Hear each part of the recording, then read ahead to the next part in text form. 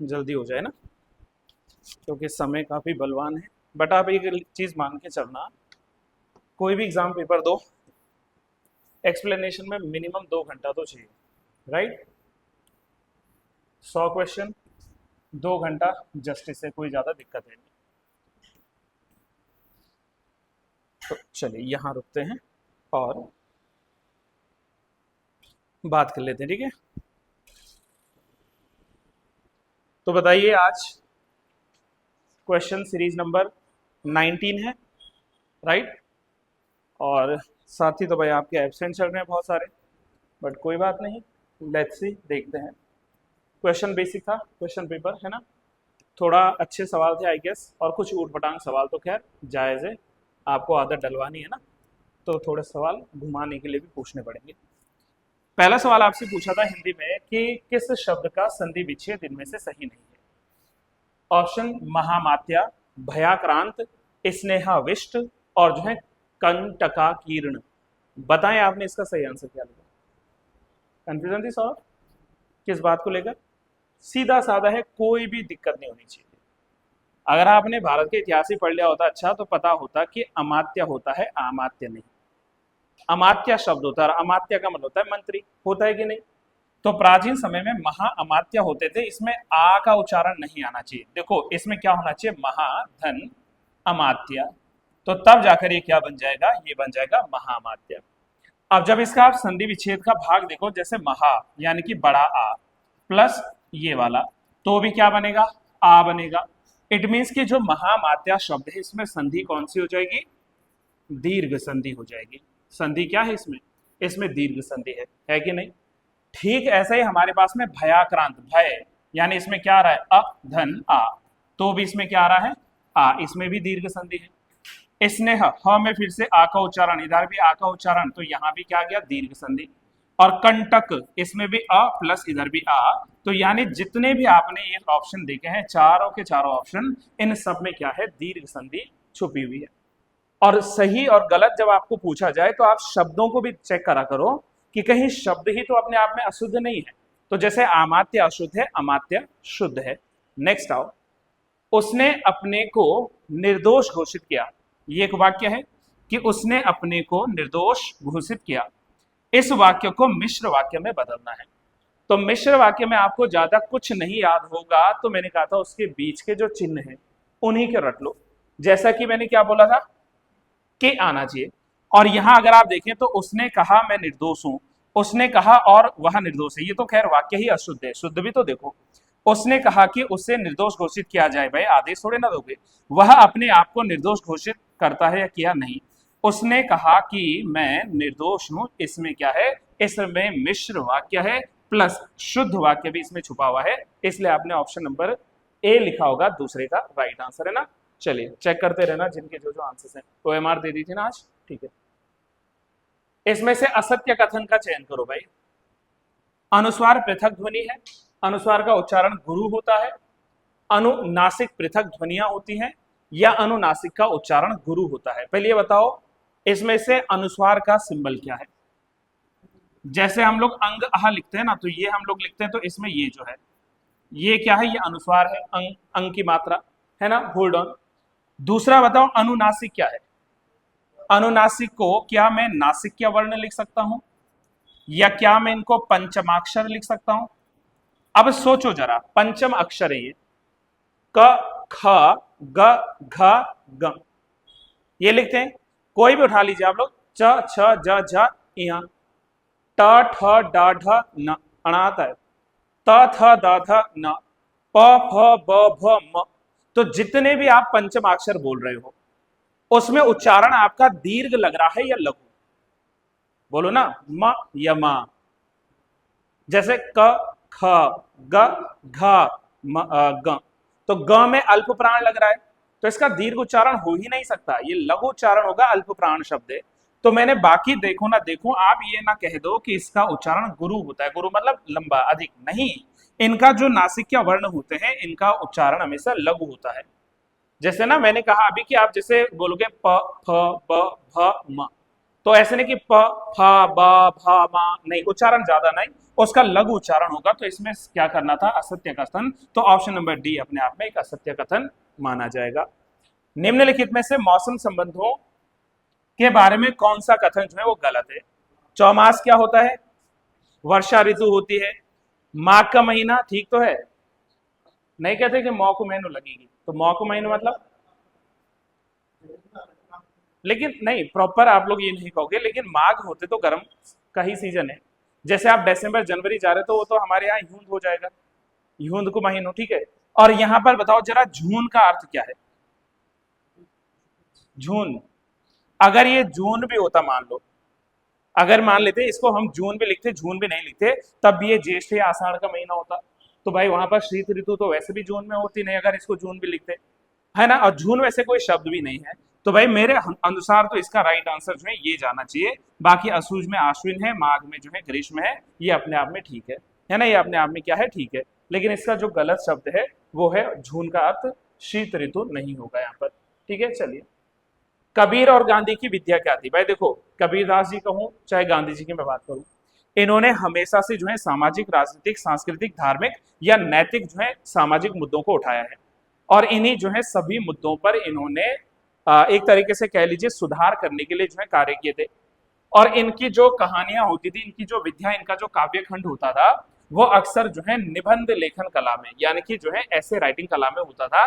इसीलिए इसका right answer आना चाहिए ऑप्शन नंबर डी, निबंध के रूप में जो है इन्होंने लिखा है, और जितने भी सामाजिक पहलू हैं, राजनीतिक पहलू हैं, आर्थिक पहलू हैं, नैतिक आधार है समाज के, उनको उजागर करने का प्रयास किया। तो option number D will be the right answer of question number 5। Hindi में क्रम सूचक शब्द या अक्षरों को लिखने के लिए किस विराम चिन्ह का प्रयोग होता है? श्योर है? क्रम सूचक में अल्प विराम है, कोष्ठक है, अर्ध विराम है, या इनमें से कोई नहीं? सोचिए, क्या कह रहा है कि क्रम सूचक, हिंदी में क्रम सूचक शब्द या अक्षरों को लिखने के लिए किस विराम चिन्ह का प्रयोग होगा?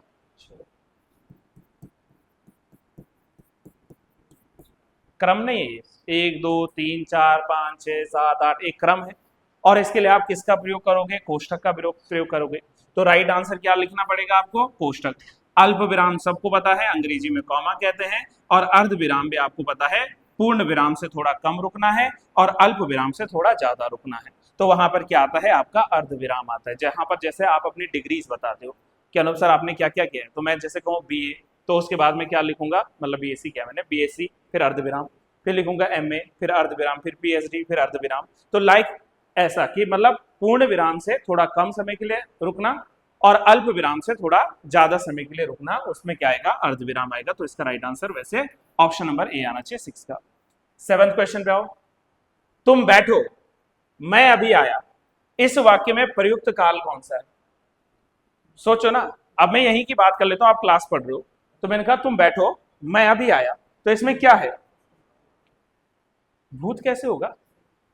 पहली बात तो इसमें भूत होगा ही नहीं सौरभ, ये अभी प्रैक्टिकल बता रहा हूं कि मैं कहूं कि तुम बैठो, मैं अभी आया, तो ये वर्तमान नहीं है कि तुम बैठो मैं अभी आया, है ना, तो ये वर्तमान है भाई, इसमें वर्तमान है, ये अभी की बात कर रहा है, भविष्य नहीं, भविष्य नहीं है। संभाव्य वर्तमान होता तो ठीक है, भूत लिख दिया ना इसने, तो भूत नहीं होना चाहिए, भूत तो कतई नहीं आएगा, है ना, भूतकाल होगा नहीं, भविष्य तो होगा नहीं, तो इसमें वर्तमान काल आ रहा है। और दूसरी बात, संभाव्य भूत जैसा कुछ होता ही नहीं है, संभाव्य हमेशा क्या आता है? वर्तमान काल आता है ना। और संभाव्य वर्तमान काल में जहां संभावना हो, किसी चीज की संभावना हो, है ना, आया होगा, खाया होगा, गया होगा, संभावना है, माँ ने भोजन बनाया होगा, संभाव्य है। तो यहाँ पर क्या आ जाएगा आपका? संभाव्य बिल्कुल नहीं। तुम बैठो मैं अभी आया, इसमें जो है वर्तमान काल जो है आ रहा है। वह आज ही जाने की तैयारी में है, इस वाक्य में जो आज है ये किस प्रकार का क्रिया विशेषण है? तो इसी है, आज, कल, परसों, है ना, 1 साल पहले, 10 साल बाद, ये जितना भी है ये क्या है आपके पास में? कालवाचक है। आज मतलब समय की बात हो रहा है ना, कि आप कहाँ, आप ऋषिकेश कब जाओगे? सर आज जाऊंगा, सर कल जाऊंगा, या सर मैं कल चले गया था, मैं परसों जाऊंगा, 10 दिन बाद जाऊंगा। तो वहां पर किस चीज को दर्शाई गई है? काल को। जहां परिमाण की बात होती, तो परिमाण में क्या आ जाता? जैसे बोतल में थोड़ा पानी बचा है, थोड़ा, अधिक, क्या है, एक परिमाण है ना, कि भाई जो है गिलास जो है, आधा गिलास जो है पानी भरा है, या थोड़ा उसमें पानी है, अधिक उसमें पानी है ना, इतना, कितना, ठीक है, जितना, है ना सर, कितना पढ़ना है हिंदी, कितना तो पढ़े हिंदी, तो भाई उसका एक परिमाण है। स्थानवाचक में इधर उधर, है ना, दायां बायां, ऊपर नीचे, आगे पीछे, ये अलग अलग यहाँ पर हो सकते हैं स्थान में, है ना। इसमें दिशाएं अलग होती हैं और स्थिति अलग होती है। जैसे यहाँ वहां इधर उधर जब मैं बोलूं तो वहां पर क्या आ जाएगा, यहाँ वहां में आ जाएगी स्थिति, और इधर उधर दायां बायां ये होती है क्या, दिशाएं। तो ये होती है हमारे पास में स्थान। और रीतिवाचक में क्या होता है, रीति का मतलब क्या है, जिसमें क्रिया के, हाँ, तरीके का पता चले। जैसे मैंने कहा कि पंखा तेज तेज घूम रहा है, तो इसमें तेज तेज क्या है, क्रिया की विशेषता, राइट। जब मैं कहूं कि मानसी जो है धीरे धीरे लिखती हैं, तो लिखना एक क्रिया है और उसकी क्रिया की विशेषता क्या है, तो उसका रीति क्या है कि आप धीरे धीरे लिखते हो। तो जैसे धीरे धीरे हो गया, अचानक हो गया, फटाफट। आम धड़ाधड़ बिक रहे हैं, तो धड़ाधड़ बिकना, है ना। पुस्तकें फटाफट बिक रही हैं, तो बिकना जो है वो फटाफट हो रहा है। तो जहां पर क्रिया के तरीके का या रीति का भाव हो, वहां पर रीति हो जाएगा। और जहां मैंने कहा जैसे आज, कल, परसों, नरसों जो भी है, तो वहां पर क्या आ जाएगा, काल आ जाएगा, है ना। राइट आंसर क्या बनेगा, ऑप्शन नंबर बी बनेगा। लोकोक्ति और उसके अर्थ के जोड़े में कौन सा जोड़ा गलत बता रखा है ना। चलिए, उल्टा चोर कौतूहल को डांटे, ये तो सही है। अपना दोष न मानकर दूसरे पर दोष मढ़ना, तब नहीं कहता अक्सर कि उल्टा उल्टा चोर कौतूहल को डांटे, है ना। तो इस तरीके से आंख का अंधा नाम नयन सुखी, तो मैंने अभी कितनी बार बता रखा है कि मतलब अपने नाम के जो है विपरीत काम करना, नाम के विपरीत जो है काम करना, है ना, उसके प्रतिकूल, अनुकूल नहीं, उसके प्रतिकूल काम करना, है ना। अब नाम रखा है किसी ने अपना क्या, सत्यवादी, और दुनिया भर के करप्शन वही कर रहा है, समझो। तो भाई ये क्या है, ये अपने नाम के जो है विरुद्ध जो है कार्य कर रहा है। नाम रखा है उसने अपना जो है ओम प्रकाश या राम, और काम है उसके रावण जैसे, तो भाई ये अपने नाम के अपोजिट है, समझ लो। अक्ल बड़ी या भैंस, अब इसमें डैश देना रह गया ना, यानी कि बल की अपेक्षा बुद्धि अधिक शक्तिशाली होती है, सही है। भाई अगर हम पूछेंगे अक्ल बड़ी या भैंस, तो साइज के हिसाब से मत बोलना। अब आप बोलो सर अक्ल बड़ी है, भैंस कहाँ बड़ी, भैंस तो साइज में बड़ा है, लेकिन है तो अक्ल हमारी बड़ी। और आ बैल मुझे मार, क्या सच में आप बैल को बुला रहे हो, नहीं। आ बैल मुझे मार का मतलब मुसीबत को मोल लेना, आप जबरन जो है मुसीबत को मोल ले रहे हो। चुपचाप वो डॉग बेचारा वहां पर सो रखा है, आप उसको छेड़ने चले गए, पत्थर फेंक दिया, लात मार दिया, ये कर दिया, तो काटेगा आपको। तो तब कहते हैं कि भाई ये वही बात हो गई कि आ बैल मुझे मार। आपके मास्टर जी चुपचाप शांतिपूर्वक पढ़ा रहे हैं, आप उनको छेड़ोगे, पीट दिया, तो तब वही है आ बैल मुझे मार। मास्टर को बैल मत कहना है, ठीक है, ये उदाहरण दे रहा हूं। तो जैसे आ बैल मुझे मार क्या है कि मुसीबत को खुद आमंत्रित देना, आमंत्रण देना, वो आ जाएगा आ बैल मुझे मार। और पूछा था कौन सा गलत है, तो यही वाला आपका गलत है। निम्नलिखित शब्दों में वर्तनी की दृष्टि से एक शुद्ध वाक्य बताओ। श्राप, लब्ध प्रतिष्ठित, हिरण्यकश्यपु या शुद्धिकरण। सोचो क्या लिखा आपने इसका, चलो सुनते हैं। इसका सही जो जवाब है वो है शुद्धिकरण। क्यों, देखो, श्राप को जो है शुद्ध वर्तनी में शाप लिखते हैं। श्राप का जो शुद्ध वर्तनी है ये क्या है, ये है शाप। यहां आपने लिखा है लब्ध प्रतिष्ठित, तो प्रतिष्ठित में कभी भी त जो है क्या नहीं जुड़ता, त नहीं, इसके लिए शुद्ध आता है लब्ध प्रतिष्ठित, प्रतिष्ठ, लब्ध प्रतिष्ठ, ये शुद्ध है। अब यहां हिरण्यकश्यपु में क्या गड़बड़ है, सोचो, हिरण्यकश्यपु में कुछ तो गड़बड़ है। हिरण्यकश्यपु नहीं, हिरण्यकशिपु, या नहीं आना चाहिए, श के पहले जो है छोटी ई की मात्रा आनी चाहिए, तो ये होता है हिरण्यकशिपु। क्या होता है ये, हिरण्य कशिपु, ये होता है जी शुद्ध, हिरण्यकश्यप नहीं, हिरण्यकश्यपु नहीं। और शुद्धिकरण, आप किसी भी शब्द को लिखो तो शुद्धिकरण ऐसा ही तो लिखोगे, ये बिल्कुल सही है। अगर आप यूं सोचते चलो बनाकर देखते हैं सर हम ऐसा लिख लें शुद्धिकरण, नहीं जी ये गलत हो जाएगा, है ना। तो इसलिए शुद्धिकरण सही है, श्राप का श्राप, लब्ध प्रतिष्ठ, और जो है हिरण्य कशिपु, ये ऐसे आने चाहिए। तो ये है शुद्ध कौन सी, सिर्फ और सिर्फ शुद्धिकरण। डन है, कंफ्यूजन तो नहीं सौरभ, एनीवन, नहीं, चलिए ऑल क्लियर, नाइस। चलिए लिखते रहना आप लोग। नेक्स्ट आओ, क्वेश्चन नंबर 11, कौन सा वाक्य शुद्ध है। बालक छत में खेल रहे हैं, या बच्चे छत पर खेल रहे हैं, या बालक छत पर खेल रहे हैं, मैं नहीं, ये एक आधार की बात कर रहा है, तो जहां आधार की बात करें वहां पर आना चाहिए। आधार की बात करें तो ये जो है ये वाक्य शुद्ध नहीं है, यहां होना चाहिए था कि बालक या फिर बच्चे, बालक लिखो चाहे बच्चे, छत पर खेल रहे हैं, ये ऐसा हो सकता है। वैसे बालकों को छत पे मत खेलने दिया करो भाई, जमीन में खिलवाओ, है ना, छत में थोड़ा रिस्की है। एक किताब कहानी की दे दीजिए, ये क्या हुआ? आप ऐसा कहोगे कि एक कहानी की किताब दे दीजिए, कहानी की होती है किताब, ये किताब की कहानी, एक कहानी की पुस्तक दे दीजिए। अब आप कहीं शॉपकीपर के पास गए, है ना, तो आप उसको ये बोलेंगे ना कि भाई साहब एक जो है कहानी की किताब देना जरा, है ना।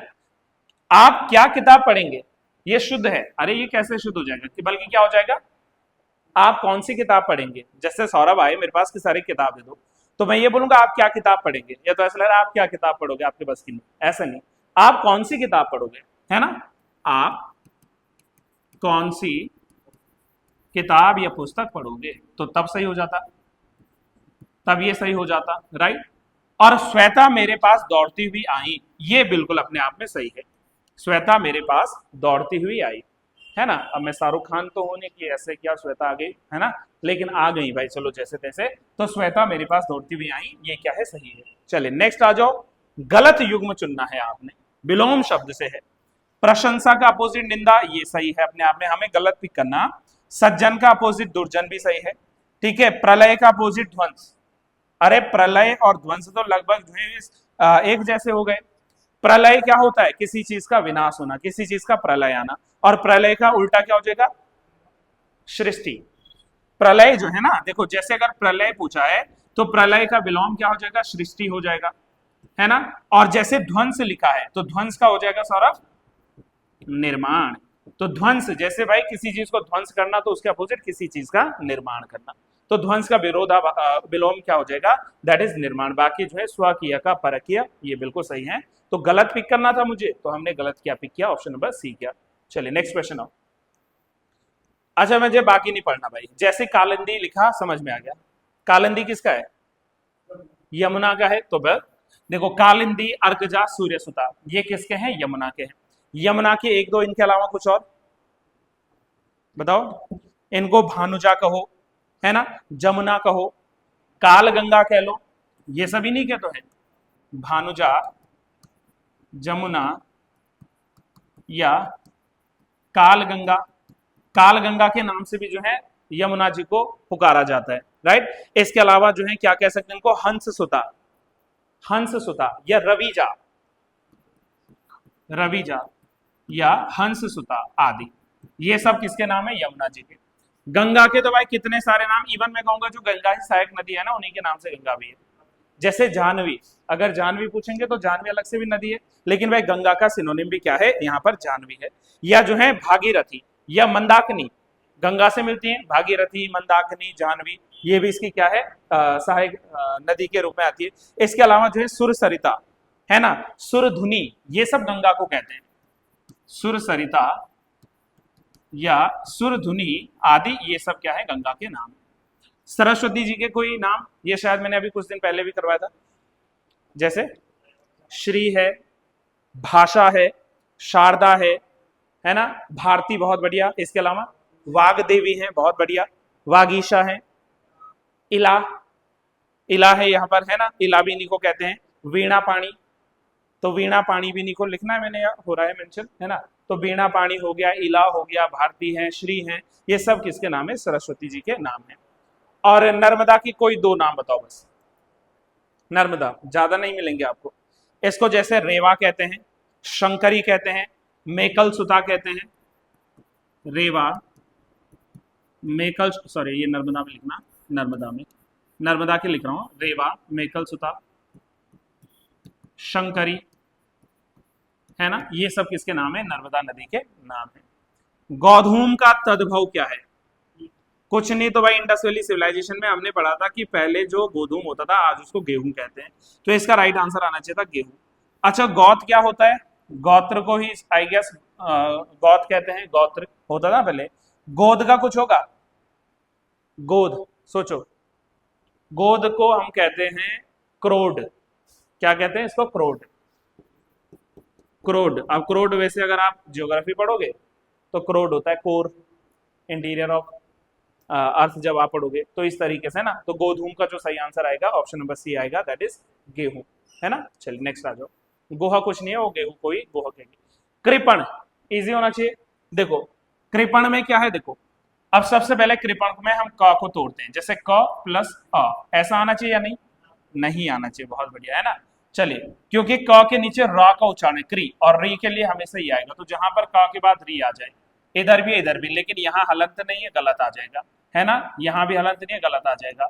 तो जहां हमें हलंत दिख जाए हम लोग इसको कहेंगे कृ प न, तो कृपण जो है इसका क्या हो जाएगा, सही आंसर ऑप्शन नंबर बी। उम्मीद कर पा रहा हूं आप सभी साथियों ने बी ही लिखे हैं इसके आंसर, ठीक है। चलिए नेक्स्ट आ जाओ। इति इति, छोटी ई की मात्रा, बड़ी ई की मात्रा, इति इति, ई में बड़ी ई की मात्रा आनी चाहिए। इसका सही अर्थ क्या है? इति तो आपने सुना होगा। चलो अब इतिश्री करें, मतलब शुभारंभ करें, प्रारंभ करें।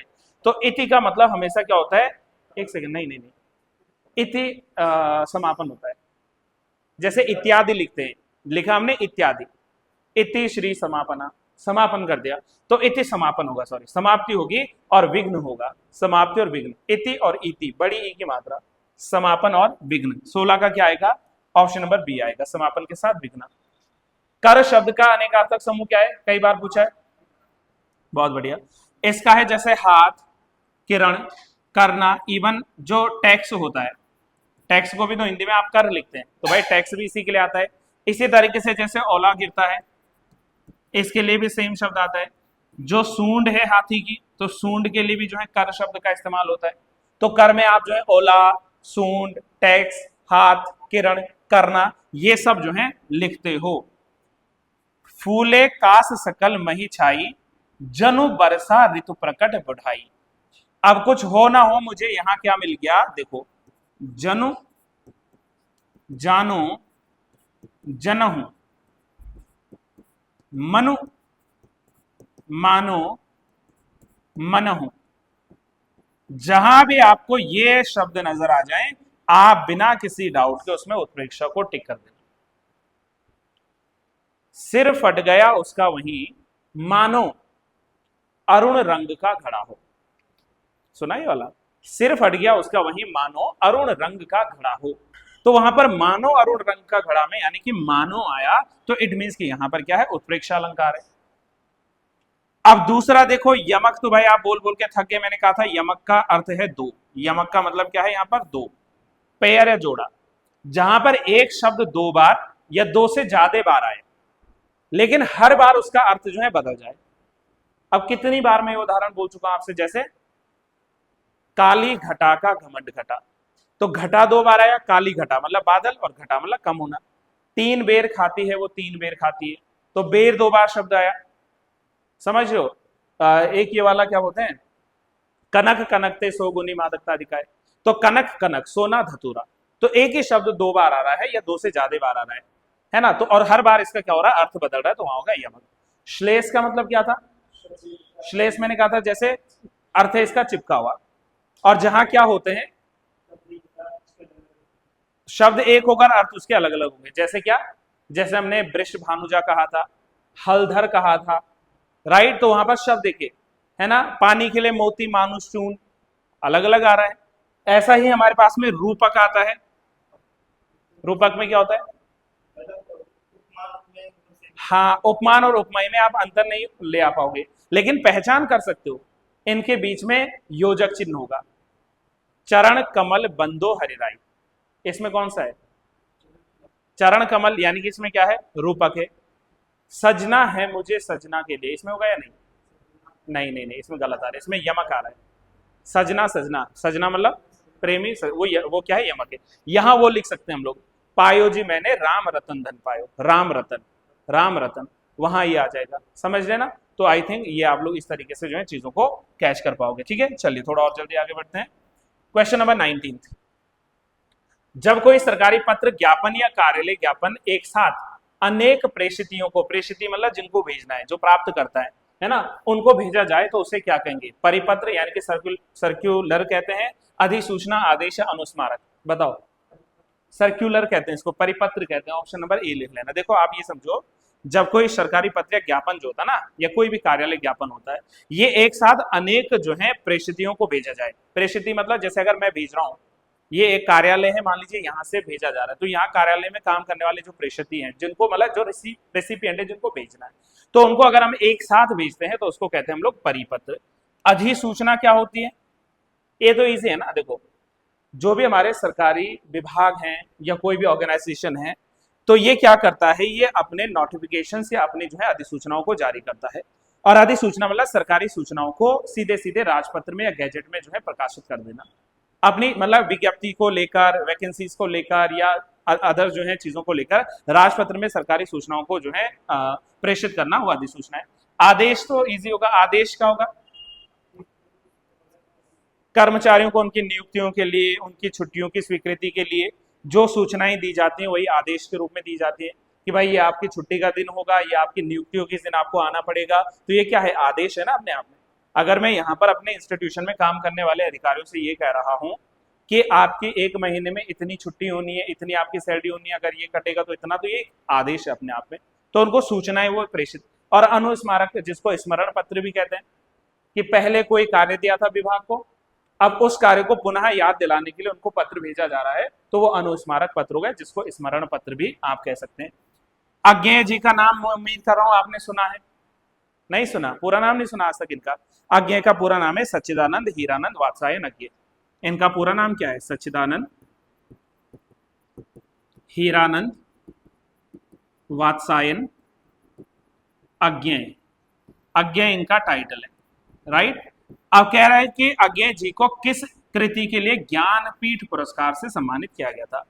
इत्यलम इन्हीं की रचना है, लेकिन नहीं, इसके लिए नहीं। हरी घास पर क्षण भर, ये भी इन्हीं की रचना है, और भग्न दूत भी इन्हीं की रचना है। और जिसके लिए इनको मिला है सम्मान, वो है कितनी नावों में कितनी बार। 1978 में लिखा था इन्होंने, 1978 में, कितनी नावों में कितनी बार, और इसी के लिए इनको क्या मिला है? ज्ञानपीठ पुरस्कार मिला है। कौन से नंबर का? 14वां जो था नंबर का ज्ञानपीठ पुरस्कार। बाकी सारी इन्हीं की रचना है। ज्ञानपीठ पुरस्कार जो है आप जानते हैं, ये साहित्य के क्षेत्र में दिया जाने वाला एक प्रमुख जो है पुरस्कार है। पहले ये किसी इंडिविजुअल कृति के लिए मिलता था, अब ये जो है संपूर्ण लेखन के लिए भी मिलता है।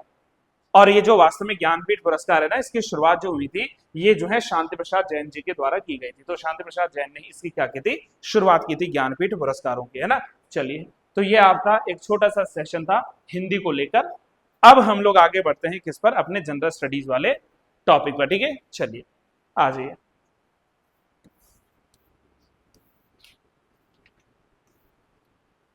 यहाँ ये सर ने आपको करवा दिए होंगे, राइट। चलिए, तो हमारे पास कौन सा क्वेश्चन आता है? 61, 59, 60 एंड 61। ये राजी पहला सवाल, एंड उम्मीद है आप पहला सवाल पढ़ के ही अच्छा आपको फील हुआ होगा। बेसिक सवाल है, ठीक है। क्या पूछ रहा है आपसे? The stupa of Bharhut is beautiful example of the art of which dynasty. तो एक चीज आपने पढ़ा है कि भरहूत स्तूप है कहां पर? ये है मध्य प्रदेश, सतना जिले के पास में ना। भरहूत स्तूप जो है ये है आपका एमपी में, मध्य प्रदेश में।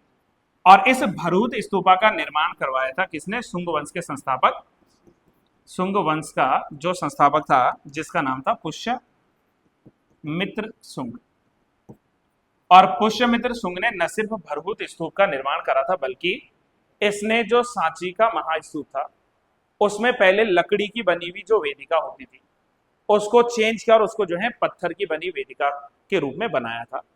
और शुंग वंश का जो संस्थापक है पुष्यमित्रा शुंगा, ये वो व्यक्ति है जिसने अंतिम मौर्य वंश के राजा यानी कि बृहद्रथ की हत्या की थी और भारत देश के पहले ब्राह्मण वंश का गठन किया था।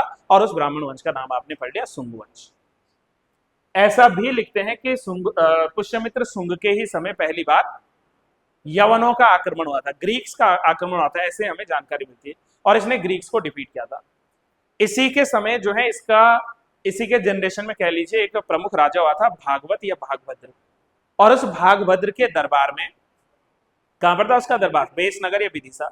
आया था हेलियोडोरस, और हेलियोडोरस ने यहाँ पर गरुड़ स्तंभ की स्थापना की थी, इसी मध्य प्रदेश में बेसनगर में यानी कि विदिशा में। लेकिन भेजा किसने था हेलियोडोरस को? एंटियालकीट्स प्रथम ने भेजा था, एंटियालकीट्स ने भेजा था, जो कि कहाँ का था? जो कि इसी ग्रीक मतलब मूल से जो है सक्सेशन में चला आ रहा था। जैसे सबसे पहले सिकंदर, सिकंदर के बाद सेल्यूकस निकेटर, फिर सेल्यूकस के बाद जैसे एंटीयोकस एंड एंटियाल्किड्स ये सब जो है ये आए थे। तो यहाँ पर जो है ये भागभद्र के दरबार में आया था। तो ये पूरे शुंगों के जो है टाइम पीरियड को दर्शाता है और ये एक बेहतरीन नमूना है भारत की स्थापत्य कला का, that is called the Bharhut stupa. Clear है? पहला पॉइंट, भरहुत स्तूप का निर्माण किसने करवाया था? तो तब हम लोग लिखेंगे शुंगों ने, और शुंगों में भी कौन? पुष्यमित्रा जो शुंग है ना, इसने ही करवाया था, बस ये याद रखना। और रही बात ये है कहां पर, तो ये मध्य प्रदेश में सतना गांव के पास में है। और बाई चांस ये पूछा कि भरहुत स्तूप की खोज किस जो है इतिहासकार, किस आर्कियोलॉजिस्ट ने की थी, तो आपने कनिंगम का नाम सुना है, अलेक्जेंडर कनिंगम, जिसको फादर ऑफ आर्कियोलॉजी भी कहते हैं, पुरातत्व विज्ञान का जनक भी जिसको कहते हैं। तो कनिंगम ने इसकी खोज की थी 1874 में। बाई चांस सवाल है कि ये भरहुत स्तूप कब और किसने खोजा, तो 1874 में इसकी खोज कनिंगम ने की थी। पुरातत्व का जनक है ये भारत में कनिंगम, है ना। चलिए नेक्स्ट क्वेश्चन पे आ जाओ, हटा दो, लिख दिया 1874 कनिंगम। नेक्स्ट क्वेश्चन आओ 62। 1206 से 1290 तक दिल्ली का शासन करने वाले प्रारंभिक तुर्की शासकों का सही कालानुक्रम क्या था? ये आप भी उतने ही कंफ्यूज हुए जितना मैं हुआ, क्यों? हाँ हाँ, ऑप्शन सी सही है, लेकिन आप बताओ शमसुद्दीन कोई अलग था क्या? ठीक है, और पूरा नाम क्या था शमसुद्दीन? आराम शाह, आराम शाह था ना। तो देखो जब कुतुब की डेथ हुई थी 1210 में, याद है ना, 1206 में जो है दिल्ली में गुलाम वंश की स्थापना हुई, 1210 में जो है लाहौर में पता नहीं क्या शौक चढ़ा था बुढ़ापे में, और चौगान खेल रहा था। चौगान क्या था? पोलो, घोड़े पर बैठकर स्टिक से बॉल को जो है फेंकना होता है गोल में, ये होता है पोलो आज के टाइम का, उस समय कहते थे चौगान। और लाहौर में चौगान खेलते हुए घोड़े से गिर गया और गिरकर जो है इसकी मृत्यु हो गई, किसकी? कुतुबुद्दीन ऐबक की। फिर उसकी मृत्यु के बाद जो है, जिस समय उसकी मृत्यु हुई, इल्तुतमिश तो बदायूं में था, बदायूं का गवर्नर था उस समय इल्तुतमिश। तो बदायूं से वापस आने में इल्तुतमिश को समय लगता था, उस बीच जो है शमसुद्दीन आराम शाह जो था उसको बिठा दिया गया। अब उसको बिठाने के बाद जैसे ही यहाँ जो है इल्तुतमिश आया, इसने हत्या की आराम की और बड़े आराम से गद्दी प्राप्त की। फिर जो है 1210 से लेकर 1236 तक शासन करता है इल्तुतमिश, और इल्तुतमिश की मृत्यु के बाद उसकी डॉटर जो थी रजिया, ये 1236 में शासन पर बैठती है और 1240 तक ये जो है शासन करती है, मात्र जो है 4-5 सालों के बीच में, 4 साल तक। लेकिन एक चीज ध्यान रखना, इनके बीच में भी एक और व्यक्ति आया था पहले, कुतुबुद्दीन, शमसुद्दीन, इल्तुतमिश प्लस इल्तुतमिश और रजिया से पहले एक आया था रुकनुद्दीन फिरोज। क्योंकि जब इल्तुतमिश ने अपने उत्तराधिकारी के रूप में चुना था किसको? रजिया सुल्तान को, तो भाई चालीसा का दल, जिसको इल्तुतमिश ने ही बनाया था, group of 40 nobles, that is called Turkan चहलगानी या चालीसा का दल। तो ये चालीसा के दल ने क्या कहा कि भाई हम महिलाओं के अंतर्गत रूल करेंगे, ये उनका मतलब था अहम। तो उन्होंने कहा हमें नहीं चाहिए महिला का शासन। एक छोटा सा बालक था इसी का पुत्र इल्तुतमिश का, जिसका नाम था रुकनुद्दीन फिरोज। तो उन्होंने रुकनुद्दीन फिरोज को बिठा दिया, लेकिन भूल गए कि रुकनुद्दीन तो अभी बच्चा है, उसकी तरफ से शासन कौन कर रही थी? उसकी माता शाह तुर्काना। तो जो आप ये कह रहे थे कि हमें महिलाओं के शासन में नहीं रहना, इनडायरेक्टली आप महिलाओं के शासन में काम कर रहे हो। पर उनको प्रॉब्लम ये थी कि रजिया सुल्तान जो थी वो खुद डिसीजन ले सकती थी, जबकि शाह तुर्काना जो थी वो किसके जो है इन्फ्लुएंस में आकर काम कर रही थी? चालीसा के दल में। तो तब जाकर जो है रजिया सुल्तान ने दिल्ली की जनता से जो उस समय बादशाह था उसकी महत्वाकांक्षा बताई, और जनता का समर्थन पाकर पहली बार जो है रजिया सुल्तान शासिका बनी। लेकिन कहते हैं ना, अपने विनाश का कारण इंसान स्वयं होता है। रजिया अपने विनाश का कारण स्वयं बनी। क्यों? जब ये सत्ता पर बैठी तो इन्होंने तुर्की जो इस्लामिक लोग थे, इस्लाम धर्म के जो तुर्की मूल के लोग थे, इनको दरकिनार कर दिया, और गैर इस्लामिक, गैर तुर्की जो लोग थे उसको पद पर बिठा दिया। जैसे अल्तुनिया, ये याकूत की बात करें, एतगीन की बात करें, तो ये ऐसे लोग थे जो कि तुर्की नहीं थे और वो शासन कर रहे थे। आप सोचो ना कि अगर कल को मैं जो है शासक बन जाऊं, और सो कॉल्ड जो मेरा सोसाइटी है, समाज है, वो यही चाहेगा ना कि मैं अपने धर्म, अपनी जात पात, अपने कुल, इन सबको जो है फ्रंट पर लाऊं। मैं किसी और को लाऊंगा तो मेरा ही जात, मेरा ही कुल, मेरे ही जो धर्म के लोग हैं वो मुझे बाहर निकालने में लग जाएंगे। तो रजिया के साथ यही सब हो रहा था उस समय। कहानी बहुत प्यारी है, बहुत आगे। फिर रजिया के बाद आया था बहराम शाह, जिसके बाद पहली बार हमला हुआ किसका? मंगोलों का, 1242 में, है ना। तो ये सही सीक्वेंस जो है इस तरीके से ये आएगा, गुलाम वंश या इलबरी वंश या मामलूक वंश, ऑप्शन सी। पुरंदर की संधि मेरे हिसाब से भाई साहब सभी ने पढ़ी है। पुरंदर की संधि किन किन के बीच होगी? देखो, ये होगी शिवाजी महाराज जी और जयसिंह के बीच में। कब हुई थी? 11 जून 11 जून 1665। कई बार पुरंदर की संधि कंफ्यूज भी करते, क्यों? क्योंकि एक पुरंदर की संधि आप मराठास में भी पढ़ते हो, वहां भी पुरंदर की संधि है, लेकिन यहाँ प्रॉपर शिवाजी महाराज की बात की है। और इसके पीछे कहानी आपको बहुत बड़ी पता है। क्या पता है? मैं आपको सिर्फ कंक्लूजन पर ले चलता हूँ। 3 डेट्स याद रख लो। एक डेट आप याद रखना 1659 का, एक याद रखना 1663 का, और बाकी तो कह रहे 1665 आपको लिखा ही है, तो यहां ज्यादा दिक्कत नहीं है। आप जानते हैं ना कि जिस समय शिवाजी महाराज मतलब बड़े हो ही रहे थे, यंग एज में आ ही रहे थे, तो उन्होंने जो है महाराष्ट्र में लगभग सभी दुर्गों को जीतना शुरू किया था।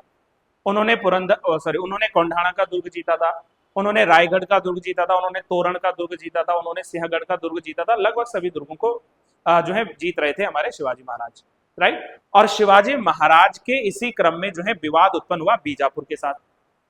जिस समय औरंगजेब उत्तराधिकार के युद्धों में उलझा हुआ, आप भूलो मत ये वही समय है 1657-58 का, जिस समय और शाहजहां के 4 बेटे औरंगजेब, मुराद, शाह सुजा और दारा शिकोह ये आपस में लड़ रहे हैं। और इस बात का फायदा उठाया शिवाजी महाराज जी ने, और शिवाजी महाराज जी ने क्या किया? बीजापुर पर हमला कर दिया। अब बीजापुर में थोड़ी बहुत लूटपाट की, तो इसके चलते फिर औरंगजेब ने क्या किया? एक व्यक्ति था जिसका नाम था अफजल खान, उस अफजल खान को जो है भेजा शिवाजी से डील करने के लिए कि भाई आप शिवाजी को जो है देखिए, शिवाजी को शांत कीजिए। तो जब 1659 में अफजल खान ये शिवाजी को जो है खत्म करने का योजना बनाता है, तो ये थोड़ा डिप्लोमेसी का सहारा लेता है, कूटनीति। शिवाजी महाराज को अपने दरबार में बुलाता है और कहता है कि आपसे मित्रता करनी है या आपसे जो है समझौता करना है। और जो है वो एक सीन याद आ रहा है, ऐसे मीम्स में भी आता है या आपने मूवीज में देखा होगा कि इससे पहले कि वो चाकू से कटार से शिवाजी पर हमला करते, तो शिवाजी ने पहना था अपना जो हथियार है ना, उसको कुछ नाम देते हैं, कंकार ककार, मैं थोड़ा भूल रहा हूँ, है ना, वो चेक कर लेना। तो उन्होंने वो पहना और जो है अफजल खान की हत्या कर दी शिवाजी ने। अफजल खान का चैप्टर हुआ क्लोज। अब औरंगजेब को एक खबर मिली, तो औरंगजेब ने अफजल खान से भी एक कदम आगे अपना नेता भेजा, और फिर उसने भेजा किसको? औरंगजेब ने शाइस्ता खान को। और शाइस्ता खान, कहते हैं कि शाइस्ता खान ने सीधे शिवाजी के घर यानी पुणे पर हमला कर दिया, और पुणे जो था वहां से क्या कर दिया? शिवाजी को भागने पर मजबूर कर दिया। अचानक हमला था शाइस्ता खान का, उसने शिवाजी को वहां से जो है डिफीट कर दिया। लेकिन कहते हैं ना कि हम अपने प्रैक्टिकल जीवन में भी उतारो भाई, छोटी सी जीत में जश्न मनाने लगते हैं। प्रीलिम्स हुआ नहीं, ढिंडोरा पीट गया कि मेरा सिलेक्शन हो गया, नहीं करना है सर। जब तक फाइनल सिलेक्शन हो, इवन जब तक आप एक दिन गद्दी पर बैठ के चैन की सांस ना ले लो, सिलेक्शन फाइनल। तो ये काम किया था शाइस्ता ने, हल्की सी जीत थी, शाइस्ता खुश हो गया। श्याम को जो है बढ़िया बढ़िया जो है क्या चल रहा है यहाँ, जो है बट रहा है मुर्गा मीट, यहाँ बट रही है शराब, और नाच गाना चल रहा है खेमे में। शिवाजी चुपके से आए भेष बदल के, पकड़ा, पीटा, खूब मारा। किसको? शाइस्ता खान को। शाइस्ता खान के सेनापति की हत्या कर दी, शाइस्ता खान के बेटे की हत्या कर दी, और शाइस्ता खान जो है वो घायल हो गया। अब जैसे ये हरकत हुई, ये सारा काम हुआ, तो सीधे औरंगजेब को खबर मिली। औरंगजेब ने शाइस्ता खान को निकाल दिया, कहा कि जाओ आप यहाँ रहने योग्य नहीं है। उल्टा तो नहीं बोला मैंने, शाइस्ता खान ने औरंगजेब को नहीं, औरंगजेब ने शाइस्ता खान को निकाल दिया। फिर उसके बाद जो है औरंगजेब अब अपने तुरुप का इक्का फेंकता है, और औरंगजेब भेजता है अब किसको? ये भेजता है राजा जयसिंह जी। अब ये जो राजा जयसिंह था भाई, ये भी एक राजपूत राजा है, आप भूलो मत, जयसिंह जो है राजपूत राजा है, और उसको पता है कि शिवाजी महाराज से कैसे जो है डील करनी है। तो ये शिवाजी महाराज के साथ एक समझौता करता है पुरंदर की संधि के नाम से। और इस संधि के मुताबिक, अब आप इसको भूल कहो या एक बड़ा डिसीजन कहो, शिवाजी महाराज के पास हुआ करते थे 35 किले, 35 फोर्ट हुआ करते थे महाराज पे, और महाराज ने 35 किलो में से 23 किले किसको दे दिए? मुगलों को दे दिए। आप याद रखना, इन किलों से महाराज की कम से कम 4 लाख हुण की इनकम होती थी, और वो 4 लाख की जो इनकम होती थी शिवाजी महाराज की, वो अब किसको चली गई? मुगलों को चली गई। बदले में मुगलों ने क्या दिया? मुगलों ने शिवाजी महाराज के बेटे, हमारे छावा यानी संभाजी महाराज, तो संभाजी महाराज को क्या दिया? 5000 का मनसब दिया। ये सब हुआ था इस समय। लेकिन बावजूद इसके जो है दोनों के बीच में, जब कहते हैं ना कि एक बार शिवाजी औरंगजेब के जब दरबार में गए थे, तो शिवाजी का अपमान हुआ था। शिवाजी को नॉर्मल जो है 5000 मनसब वालों के साथ बिठा दिया गया था, जबकि भाई वो मराठा शक्ति के सबसे बड़े व्यक्ति हैं, और आप उनको सामान्य बिठा दोगे। तो इस बात को लेकर कहा सुनी हुई, फिर उनको कालकोठरी में बंद किया, हमारे संभाजी को भी और शिवाजी को। जैसे तैसे वहां से वो भाग निकले और वहां से राइवलरी फिर से स्टार्ट हुई। कहानी बड़ी मजेदार है बट नॉट नाउ, आज वो सही दिन नहीं है जो मैं पूरा बताऊं, समझ लो। तो यहाँ पर शिवाजी और शाइस्ता के बीच में मेन शर्तें याद रखना, एक तो वही 23 किले चले गए मुगलों को और संभाजी को 5000 का जो है मनसब प्रदान हुआ था। तो ये सवाल जरा मजेदार था। नेक्स्ट आओ, एक तरफ है rebellions and on the other side इनके हैं ईयर्स। ठीक है, ये क्वेश्चन जरा मजेदार भी है। आप इसमें से कितने रिबेलियंस पर श्योर हो कि सर इसका तो यही होना चाहिए और कुछ नहीं? ये डेट दो बार लिख दी उन्होंने, टाइपिस्ट ने हिंदी का हिंदी में, इंग्लिश का इंग्लिश में, कंफ्यूज मत होना। क्या लिखेगा इसका राइट आंसर? पहले का राइट आंसर क्या लिखेंगे सौरभ? कंफ्यूजन है, चलो। तो जो चुआर रिबेलियन था ना, ये हुआ करता था 1768 में, और यहां पर ऑप्शन में एक ही है 4, बाकी जो है कॉमन हो जाएंगे। देखो, यानी कि जो कोल रिबेलियन हुआ था ये हुआ था कब? 1831-32 के बीच में। जो भील रिबेलियन हुआ था ये हुआ था कब आपका? ये हुआ था 1818-19 के बीच में। और जो वर्ली रिबेलियन था ये कब हुआ था? ये हुआ था 1945 के आसपास में, 45-46 के आसपास में हुआ था। बस आप ये याद रखना कि जब चुआर विद्रोह हुआ था, है ना, तो चुआर विद्रोह जो है मुख्य रूप से किसकी लीडरशिप में हुआ था? तो यहां पर एक व्यक्ति हुआ करता था, एनीवन? चुआर विद्रोह का मुख्य नेता दलभूम, है ना, या ढोकला, ढोलका, ढोकला मत कहना, वो एक डिश है, रुको जरा। चुआर विद्रोह के जो नेता हैं ये हैं दलभूम, ये है ढोलका। यहां पर एक और व्यक्ति है केलापाल। सारी खाने पीने की चीजें आपको जो है इन्हीं नेताओं से याद आएगी। केलापाल भी हैं, ढोलका भी है, यहाँ पर जो है दलभूम भी है, यहाँ पर बाराभूम भी है, ये नेताओं के नाम है। और मुख्य रूप से ये कहाँ का रिबेलियन था? बंगाल के पास एक जिला पड़ता है मेदिनापुर, तो बंगाल के मेदिनापुर से जो है चुआर रिबेलियन हुआ था। और देखो, इन सारे रिबेलियन का मेन एक ही कारण था, अंग्रेजों की शोषणकारी नीतियां, अंग्रेजों के द्वारा इन लोगों पर ज्यादा लगान लगाना। भाई आप टैक्स जो है बहुत ज्यादा इंपोज कर दोगे तो रिबेलियंस तो होंगे ही ना, ये तो कॉमन सी बात है। तो इसके लिए जो है चुआर रिबेलियन हुआ। रही बात कोल विद्रोह की, तो कोल एरिया कौन सा वाला एरिया था? सर ये जो हमारे पास में सीएनपी वाला एरिया है ना, यहाँ पर भूमि कर बहुत ज्यादा बढ़ा दिया गया था। तो इसके लिए जो है कुछ लोग सामने आए, जैसे जो है सबसे मेन लीडर थे इनके बुद्धो भगत। पूछता है कि कोल में सबसे महत्वपूर्ण नेता कौन थे? तो ये थे बुद्धो भगत, व्यक्ति का नाम है जिनके लीडरशिप में हुआ था, है ना। अच्छा, भील रिबेलियन, भीलों का नाम आप लोगों ने सुना होगा, महाराष्ट्र में ही हुआ था। और इसमें वैसे तो मेन है गोविंद गुरु जी, लेकिन सेवाराम है, हीरिया है। इसमें कौन है? इसमें है सेवाराम, इसमें है हीरिया, लेकिन इन सबसे प्रमुख जो सबसे ज्यादा नाम पूछता है वो है गोविंद गुरु। फाइनल इन्हीं के जो है अध्यक्षता में हुआ था। गोविंद गुरु कहना, गुरु गोविंद मत कहना, गोविंद गुरु। और वर्ली जो था यहाँ पर तो भाई एक बहुत महत्वपूर्ण जो है नेतृत्व मिला था, जिनको बड़े प्यार से लोग कहते थे गोदूताई, महिला थी, प्यार से इनको कहते थे गोदूताई।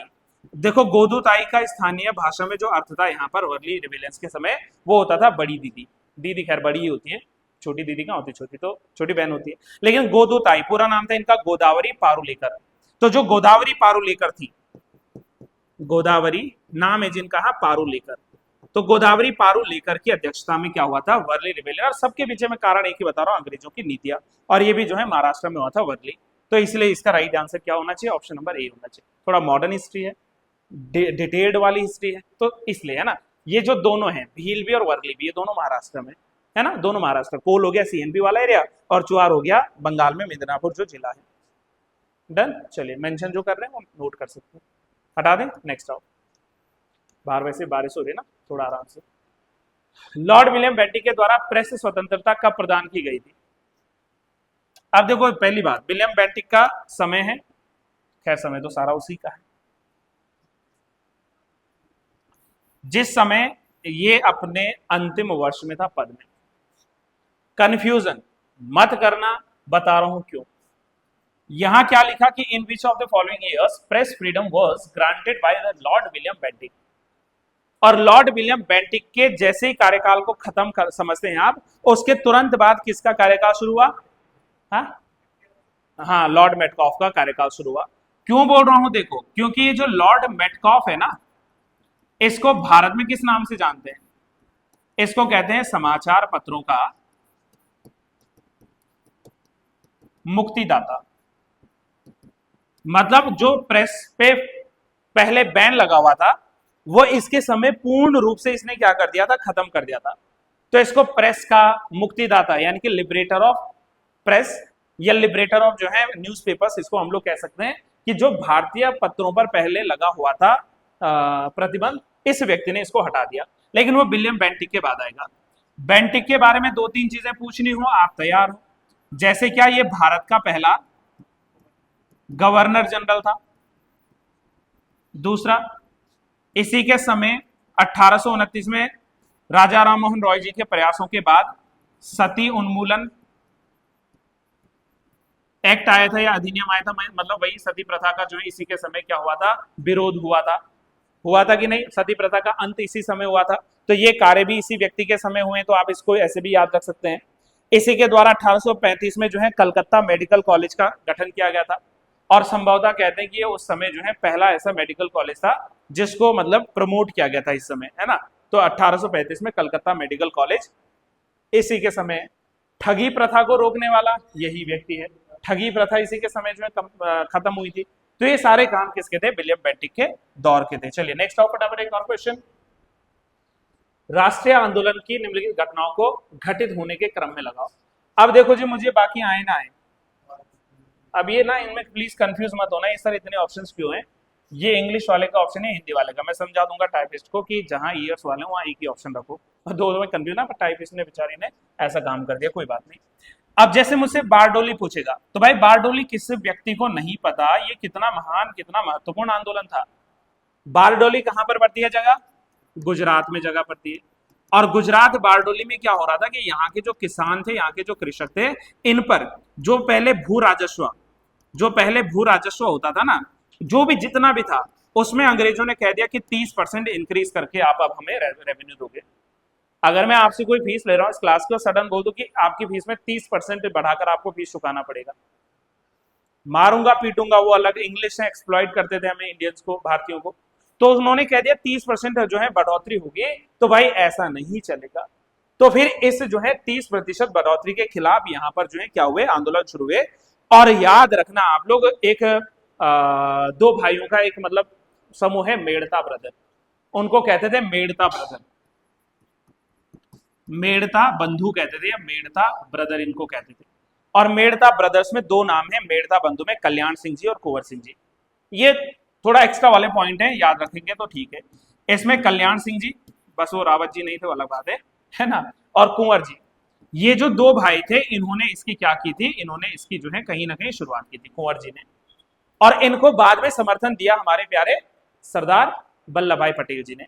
सरदार पटेल जी पहुंचे, अच्छा ऐसे नहीं कि सिर्फ पटेल जी थे भाई, कितने लोग गए, नरहरि पारिक साहब हमारे वहां पहुंच गए थे, समझ रहे हो। वहां पर गए थे कौन? रविशंकर, है ना। वहां पर गए थे कौन? मोहनलाल पांडे जी। ये सब वहां पर बारडोली पहुंचे और जो है इन्होंने समर्थन किया हमारे सरदार जी का, सरदार पटेल जी का। और उसके बाद एक आयोग का गठन करवाना पड़ा जांच के लिए। अंग्रेजों ने एक आयोग का गठन कराया जिसका नाम था मैक्सवेल ब्रूमफील्ड आयोग। और जो मैक्सवेल ब्रूमफील्ड आयोग था, मैक्सवेल ब्रूमफील्ड, वो मैक्सवेल मत समझना, ग्लेन मैक्सवेल। तो मैक्सवेल जो है ब्रूमफील्ड आयोग जो था, फिर उसने रिकमेंड किया कि भाई देखो इंक्रीज तो होगा लगान, लेकिन 30% मत दो, मात्र 6% के आसपास क्या हुआ, फिर लगान बढ़ाएगा। लगान तो फिर भी बढ़ा था, हम तो चाहते थे ना बढ़े, लेकिन कंडीशन कुछ ऐसी रही होगी वहां पर कि 6.03% के हिसाब से भू राजस्व में वृद्धि करी गई थी, कहां पर? बारडोली में। लेकिन ये सफलता थी भाई, कहां 30%, कहां 6%, सफलता थी। और इसी सफलता के लिए फिर वहां की महिलाओं ने, बारडोली की महिलाओं ने बड़े प्यार से जो है इनको नाम दिया था सरदार। ये पूछता है ना कि वल्लभ भाई पटेल जी का नाम जो है सरदार किसने दिया था, तो बारडोली की महिलाएं थी जिन्होंने उनको ये सम्मान दिया था आंदोलन के समय। महात्मा गांधी जी नोवाखली कब पहुंचे थे? पहली बात तो ये नोवाखली नामक जगह कहां पर, यह आज आपको बांग्लादेश में दिखेगी। और यहां पर दंगे फैले हुए थे इस समय, और इन दंगों से जो है अब तो वैसे तो आंसर मिल ही गया ना, क्योंकि 4 तो एक ही में है, यानी कि इसका 3 होना चाहिए ना, ये वाला देखो 1946 में। तो जिस समय यहाँ जो है दंगे फैले हुए थे, तो महात्मा गांधी जी ने दंगों को क्या किया था, शांत करने का प्रयास किया था। ऐसे सवाल बड़े विवाद वाले थे, एसएससी में सवाल पूछा था। ऐसा कोई सवाल थोड़े ना बना था कि गांधी जी स्टार्टेड वेयरिंग जो है लेन क्लोथ, है ना, या लंगोटी पहनना कब शुरू किया। कहते हैं कि जिस समय भारत में असहयोग आंदोलन चल रहा था 1921 के आसपास। 21 है ऑप्शन में, ये है ना 1921। देखो, तो उसी समय जो है हमारे प्यारे महात्मा गांधी जी जब दक्षिण भारत की ओर गए थे, दक्षिण भारत का, मैं ना दक्षिण अफ्रीका मत विचार लेना, जब दक्षिण भारत की ओर गए थे तो वहीं पर इन्होंने क्या किया था, पहली बार मदुरई तमिलनाडु में अपने आप को सामान्य दर्शाने के लिए कि भाई देखो, मैं कोई मतलब ऐसा नहीं कि पढ़ा लिखा कोई अमीर व्यक्ति हूं या पढ़ा लिखा अपना आपको बहुत ऊंचा व्यक्ति समझता हूं, नहीं। अगर आपको लगता है तो मैं आप ही की तरह वेशभूषा रखूंगा। बापू ने अपने बाल जो है वो मुंडवा दिए और बापू ने जो है धोती पहनना शुरू कर दिया और आम व्यक्ति की तरह जीवन, जैसे बाकी लोग वहां दिखते थे उन्हीं की तरह दिखना शुरू किया। और उसके बाद तो खैर टिल डेथ बापू वैसे ही रहते। वरना आप देखो ना भाई, जो व्यक्ति लंदन जाकर या ब्रिटेन जाकर जो है अपनी शिक्षाएं ले सकता है, जो व्यक्ति उस समय जो है खर्चा करके जहाजों से जो है कभी अफ्रीका पहुंच सकते हैं, है ना, कभी कहीं पहुंच सकते, तो वो व्यक्ति तो अमीर तो रहे होंगे, पढ़े लिखे थे, व्यापारी खानदान से आते थे। लेकिन उन्होंने कहा कि नहीं, मैं आपकी तरह बनूंगा, अब मैं जो है धोती पहनूंगा, लंगोट पहनूंगा और जो है सर बाल्ड करके चलूंगा। तो ये उस समय की थी। इसमें कोई इतना बड़ा सवाल नहीं, मैं पूछ लिया तो इसलिए बताना पड़ रहा है। अहमदाबाद की मिल मजदूर हड़ताल तो सभी को याद है ना, 18 की घटना है। मिल जो काम करने वाले मिल वर्कर्स थे, उनकी डिमांड ये थी, नहीं पहले, हाँ देखो उस समय क्या हो रहा था कि जो मिल के मालिक थे उन्होंने इनसे वादा किया था कि आपको प्लेग बोनस देंगे, और दिया भी था, ऐसा नहीं कि प्लेग बोनस नहीं दिया। लेकिन कुछ समय बाद प्लेग बोनस खत्म कर दिया मिल मालिकों ने। तो मजदूरों की ये रिक्वेस्ट थी कि भाई आप खत्म मत करो, ये कंटिन्यू रखो। और ये अड़ गए थे कि हमें जो है कम से कम 50% बोनस चाहिए। लेकिन जब बापू गए महात्मा गांधी, तो बापू ने कहा यार इतना भी मत परेशान करो, है ना, मालिक बेचारा कहां से इतना देगा। तो उन्होंने कहा, बापू ने इनसे रिक्वेस्ट करो 35% की, और तब हम 35% पर अड़िए बापू पहुंचे कहा, अहमदाबाद। और उनको सहयोग मिला दो प्रमुख लोगों का, अंबालाल साराभाई जी का और इंदुलाल याग्निक, यही थे एक से ना, अंबालाल साराभाई और उनकी बेटी जो थी, क्या नाम था, अनुसुईया बहन। तो अनुसुईया बहन का जो इनको क्या मिला, समर्थन मिला, और वहां पर जो 35% की मांग थी वो हमारी पूरी हुई। तो बापू का, अच्छा खेड़ा क्या वो पहला प्रयास, अच्छा खेड़ा नहीं है, ये क्या है, अहमदाबाद मिल, क्या यही था वो पहला प्रयास जब बापू ने अनशन किया था, हंगर स्ट्राइक की थी। तो यहां से बापू की हंगर स्ट्राइक भी स्टार्ट हुई थी। चले भाई, आप भी हंगर में आ जाओगे अगर मैंने ज्यादा बोला। नेक्स्ट आ जाओ, आज तो काफी जल्दी चल रहा हूं मैं, बताओ। Igneous rocks are believed to be related to the volcanic activity, ये तो बिल्कुल सही है। आप इसमें कोई गुंजाइश में समझना है। इग्नियस, इग्नियस में जो टर्म है ना इग्निस, इस इग्निस का ही मतलब फायर है, क्योंकि इग्निस एक लैटिन टर्म है, ये लैटिन भाषा का टर्म है, और लैटिन टर्म का मतलब है आग या फायर। अब जहां जहां पर एक नहीं है पहले उसको एलिमिनेट करो, मतलब दो वाला तो हट जाएगा। हमसे क्या पूछ रहे हैं, सही कथन ना, कौन सा सही है। Due to shrinkage joints are found in such rocks, भाई यहां पर अगर ये जो है सिकुड़ती हैं तो इनके सिकुड़ने से जो है चट्टानों में जो है संधियां पाई जाएंगी। तो ये कथन भी सही है, एक भी सही है, दो भी सही है, बाकी देखते हैं। अंडर सी, इंग्लिश में गलत दिख रहा है, पातालीय अंतर्जात शैलों का निर्माण पृथ्वी के मध्यवर्ती भाग में तीव्र गति से होता है। और ग्रेनाइट का उदाहरण जो है क्वार्ट्ज आदि खनिज हैं, क्वार्ट्ज है ग्रेनाइट, ये सही है, चौथा सही है। तीसरे पे चेक करते हैं क्या है कि नहीं, लेकिन अगर चौथा है ना तो फिर 1 2 4 होना चाहिए, है ना। ऑप्शन नंबर क्या लिखा आपने, इसका डी लिखा किसी ने, ऑप्शन डी कर दो जरा इसका सही। अब 3 वाला क्यों गलत है वो सुनो।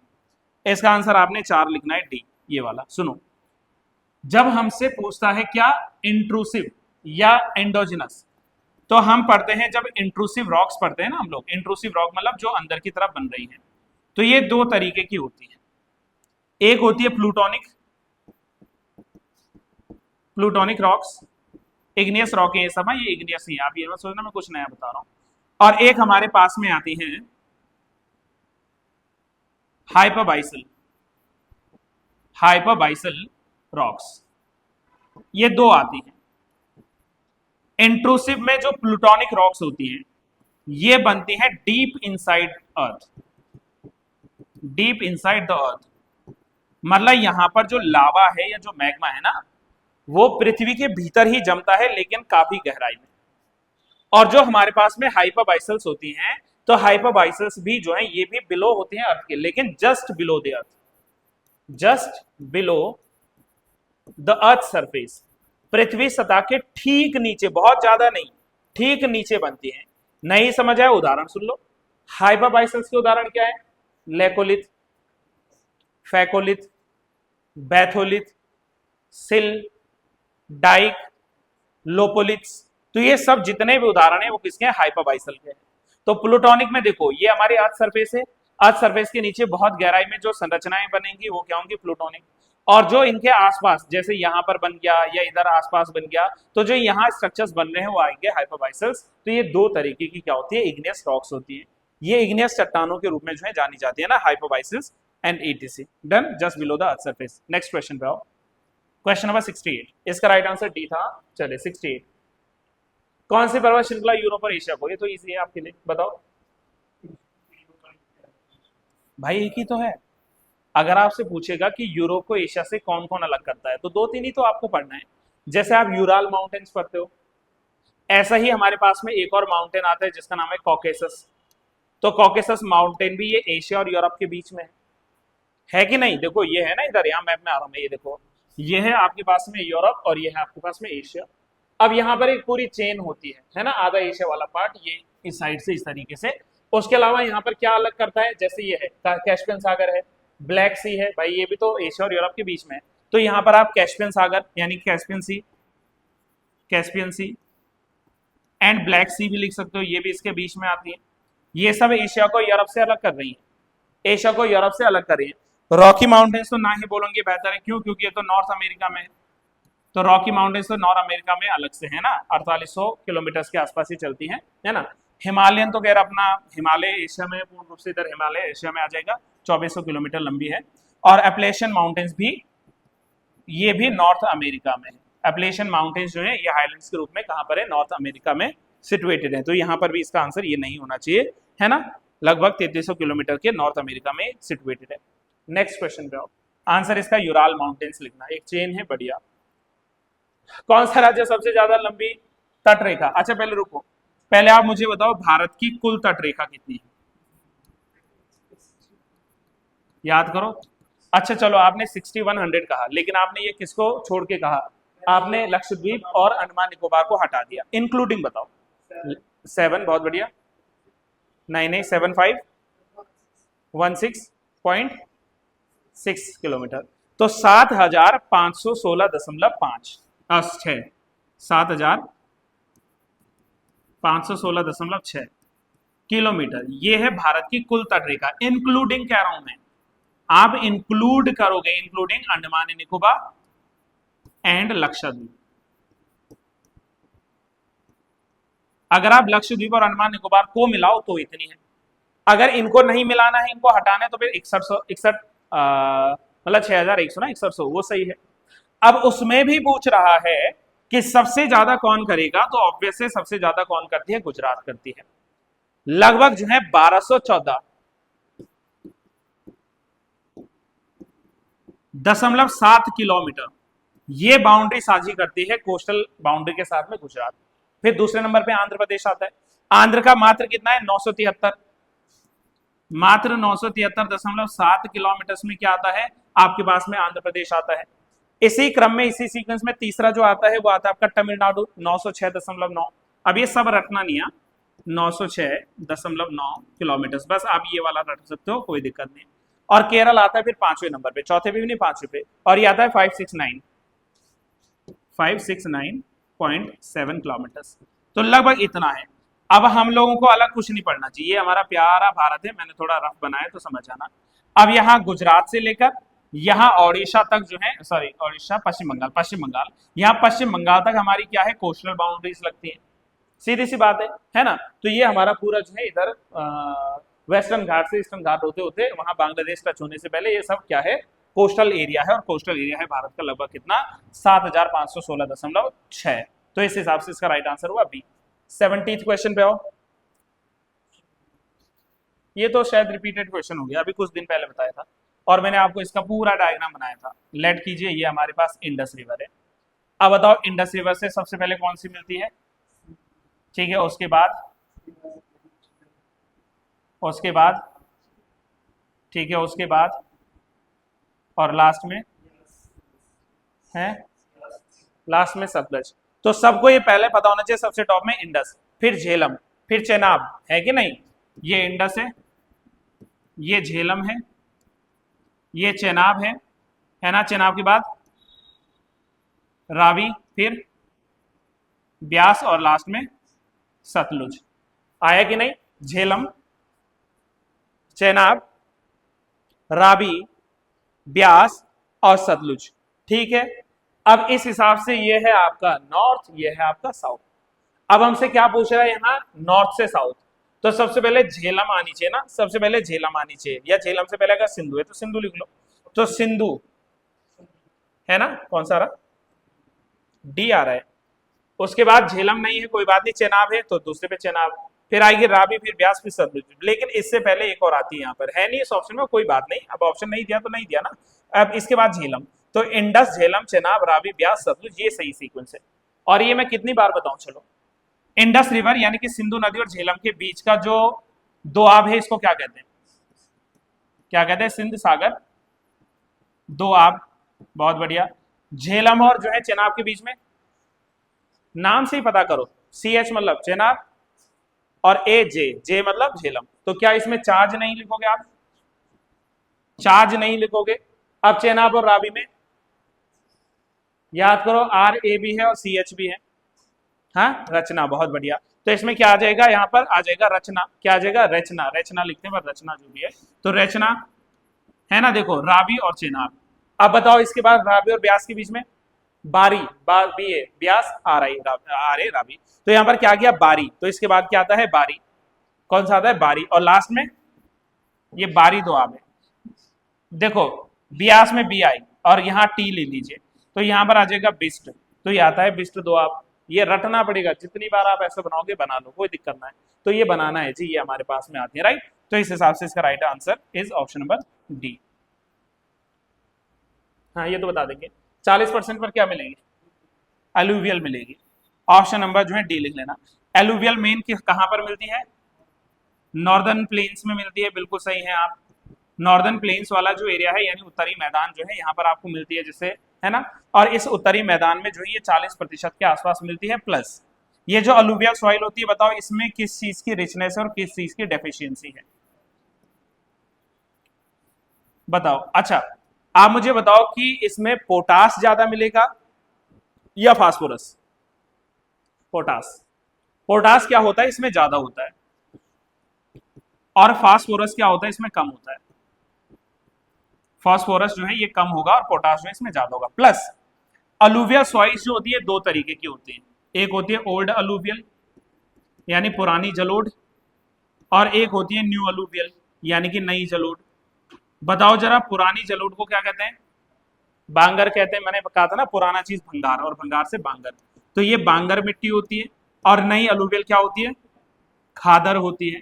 तो भाई अब इससे ज्यादा क्या ही पढ़ना है इसमें सॉइल में, ठीक है। बताओ ब्लैक सॉइल का एक और नाम?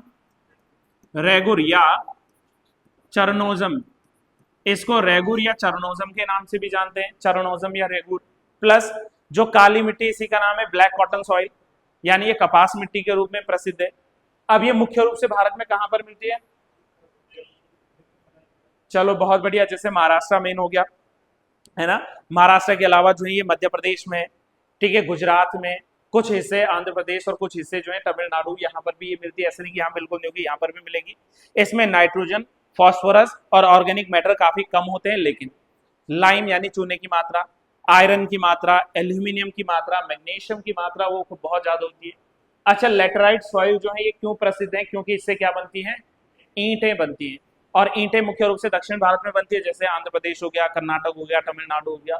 तो वहां पर ये क्या बनेगी? लेटराइट मिट्टी से ईंटें बनेंगी। क्योंकि इसमें जो शब्द है ना लेटराइट, LATER, लेटर, तो लेटर शब्द का मतलब ही अपने आप में ब्रिक है, ईंट है, तो ईंट का मतलब ही लेटर है। तो लेटराइट सॉइल से जो है ईंटें बनती है। और रेड सॉइल है, येलो सॉइल जो है, जिसको कार्निवोरस सॉइल भी कहते हैं, सॉरी ऑमनीवोरस, नॉट कार्निवोरस, ठीक है, ऑमनीवोरस सॉइल भी इनको कहते हैं, रेड सॉइल्स को। और ये क्यों प्रसिद्ध है और मुख्य रूप से कहाँ मिलती है? देखो, ये मुख्य रूप से आपको मिलेंगे ईस्टर्न एंड सदर्न, जो दक्कन वाला पार्ट है। आयरन की ज्यादा अधिकता होने के कारण ये जो है रेड सॉइल्स के रूप में जानी जाती है। तो ये मतलब अपने आप में अलग अलग टाइप्स की सॉइल। टोटल कितनी सॉइल्स हैं भारत में? 8 प्रकार की, है ना, ये ध्यान रखना। उत्तराखंड में सबसे ज्यादा कौन सी सॉइल है? पर्वतीय मिट्टी है, यानी फॉरेस्ट सॉइल है। उत्तराखंड में ना वन मृदा या पर्वतीय मिट्टी जो है वो है, ठीक है। तो लेटराइट जो है इससे ईंटें बनती है दक्षिण भारत में, है ना, दक्षिण भारत के लिए महत्वपूर्ण है। चलिए कुछ और क्वेश्चन है, थोड़ा और जल्दी चलो भाई, समय वैसे भाग रहा है। रबड़ सबसे ज्यादा कहाँ होता है? केरल, बस ए का 4 ढूंढ लो। जहां ए का 4 नहीं है पहले इसको एलिमिनेट करो। क्यों? क्योंकि आप लोगों ने क्या पढ़ा है सर, हम लोगों ने आज तक यही पढ़ा था कि rubber board of India is situated in Kottayam. अगर रबर बोर्ड ऑफ इंडिया, भारत रबर बोर्ड की मैं बात करूं तो ये केरल के पास एक जगह पड़ती है कोट्टायम, तो ये कोट्टायम में है रबर बोर्ड ऑफ इंडिया। तो जब रबर बोर्ड कोट्टायम में, तो इसका आंसर क्या होना चाहिए? केरला होना चाहिए। अब बताओ भारत में सबसे ज्यादा जो है कॉफी कहां पर मिलेंगे? कर्नाटका में। यूनिट से option number A. Coffee board of India कहां पर है? बेंगलुरु कर्नाटक। तो कॉफी बोर्ड ऑफ इंडिया अगर बेंगलुरु में है तो यानी बी का 1 होना चाहिए। अब बी का 1 और ए का 4 यानी ये है, बाकी आपको आवे नामे। जूट कहां पर है? पश्चिम बंगाल में है। और क्या बचा? कॉटन। तो कॉटन क्या हो जाएगा? गुजरात में हो जाएगा। तो राइट आंसर इस हिसाब से क्या बनेगा? ऑप्शन नंबर 4 बन जाएगा, मतलब ए बन जाएगा। ऑप्शन नंबर ए में क्या हो जाएगा? 4, 1, 2 और 3। ये तो आप बता दोगे। भारत के गवर्नर जनरल का पद निम्न में किसके द्वारा सृजित किया गया था? गाइस ये तो बहुत आसान रखना है, भूलना मत। सुनो यहाँ एक सीक्वेंस लिखो जल्दी मेरे साथ। देखो सबसे पहला टर्म आता है गवर्नर ऑफ बंगाल। अगर पूछता है कि गवर्नर ऑफ बंगाल में फर्स्ट गवर्नर ऑफ बंगाल, सिर्फ गवर्नर, जनरल मत लिखना, तो तब हम क्या लिखते हैं? Robert Clive. बंगाल का पहला गवर्नर कौन है? रॉबर्ट क्लाइव है ना। कब बना था ये बना था 1757 में, और 1760 तक ये जो है पहला गवर्नर रहा, फिर बीच में चला गया था वापस, और फिर से आया 1765 में, और 1765 से लेकर 1767 होता है ना 67, तो यहां तक ये रहा था। कौन? 2 अलग अलग कार्यकाल है, लेकिन पहला रॉबर्ट क्लाइव। गवर्नर का मैंने सिर्फ गवर्नर। अगर ये सवाल ऐसे बन जाए कि फर्स्ट गवर्नर जनरल, तो अगर गवर्नर जनरल ऑफ बंगाल का नाम है, नॉट इंडिया, तो तब हम लोग क्या लिखेंगे? Lord Warren Hastings. तो ये यहां पर वॉरेन हेस्टिंग्स आ जाएगा, राइट। अगर हमसे पूछेगा कि first governor general of India, तो तब हम लोग क्या कहेंगे? लिखा था कहीं? नहीं लिखा था। Lord William Bentinck.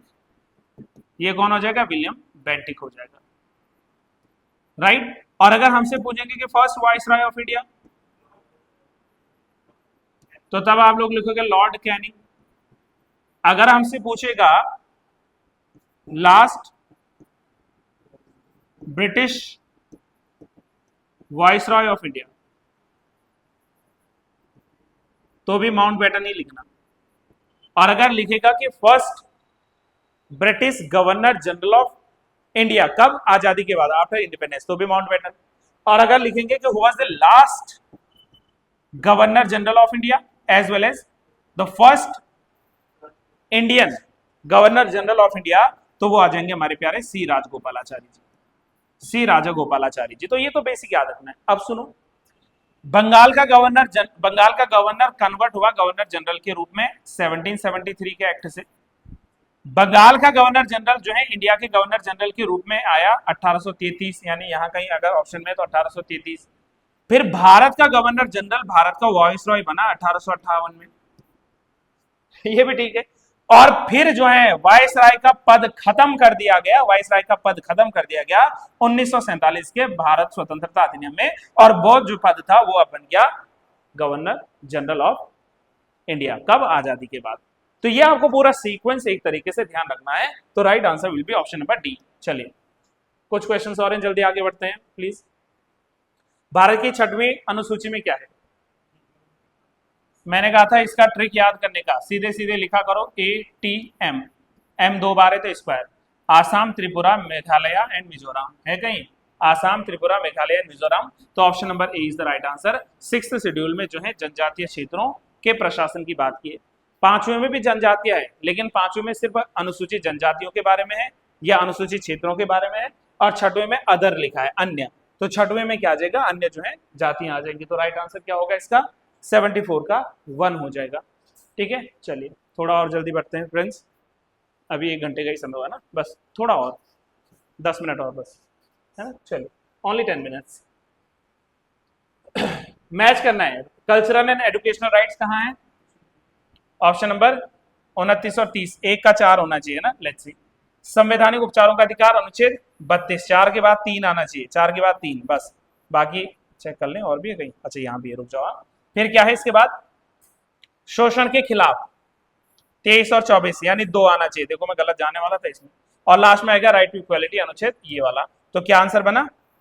Option number D इसका राइट आंसर बन गया है ना। ऑप्शन नंबर डी इसका सही जवाब बन जाएगा। नेक्स्ट आ जाओ 76। महान्यायवादी की नियुक्ति ऑब्वियस है राष्ट्रपति। और वर्तमान में कौन है हमारे देश के महान्यायवादी? Who is current attorney general of India? क्या आर वेंकटरमणी जी? वही है आर वेंकटरमणी, है ना। और ये जो अटॉर्नी जनरल होते हैं ये भारत के संविधान के अनुच्छेद 76 में यानी कि 76 में आते हैं, आर्टिकल 76 प्लस। ये होते हैं भारत सरकार के या केंद्र सरकार के सबसे बड़े विधिक सलाहकार। The highest legal advisor of India is attorney general of India.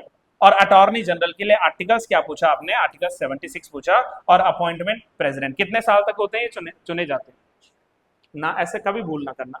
इनका कोई फिक्स कार्यकाल ही नहीं है। क्यों? क्योंकि ये राष्ट्रपति के प्रसाद पर्यंत पद को धारण करते हैं। राइट, इधर आओ। The Lok Sabha was Dilai constituted for the first time in 17 of April 1952। बिल्कुल सही है, पहला कथन सही है ना। जहां पहला नहीं इनको हटाओ, इन दो को हटाओ पहले। ठीक है, चलिए। 17वीं general election of Lok Sabha has been held till December 2023। 17वीं।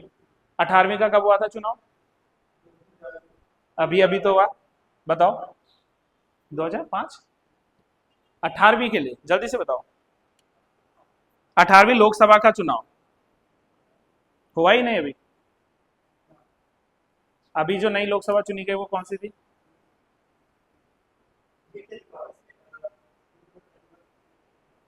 दिसंबर 2023 तक लिखा हुआ, 23 में नहीं, 23 तक।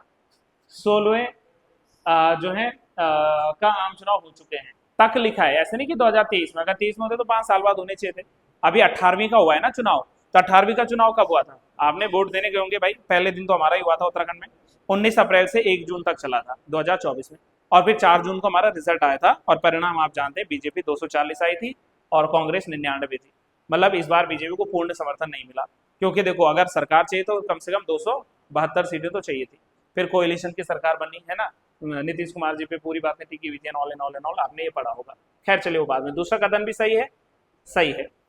पहले अध्यक्ष लोकसभा के सर्वपल्ली कहां से आ जाएंगे? ये थे जीवी मावलंकर थे पहले अध्यक्ष। और पहले उपाध्यक्ष पूछ रहा है, वाइस पूछ रहा है। गणेश जी का नाम तो भाई अध्यक्ष था, तो उपाध्यक्ष क्यों लिखूं मैं?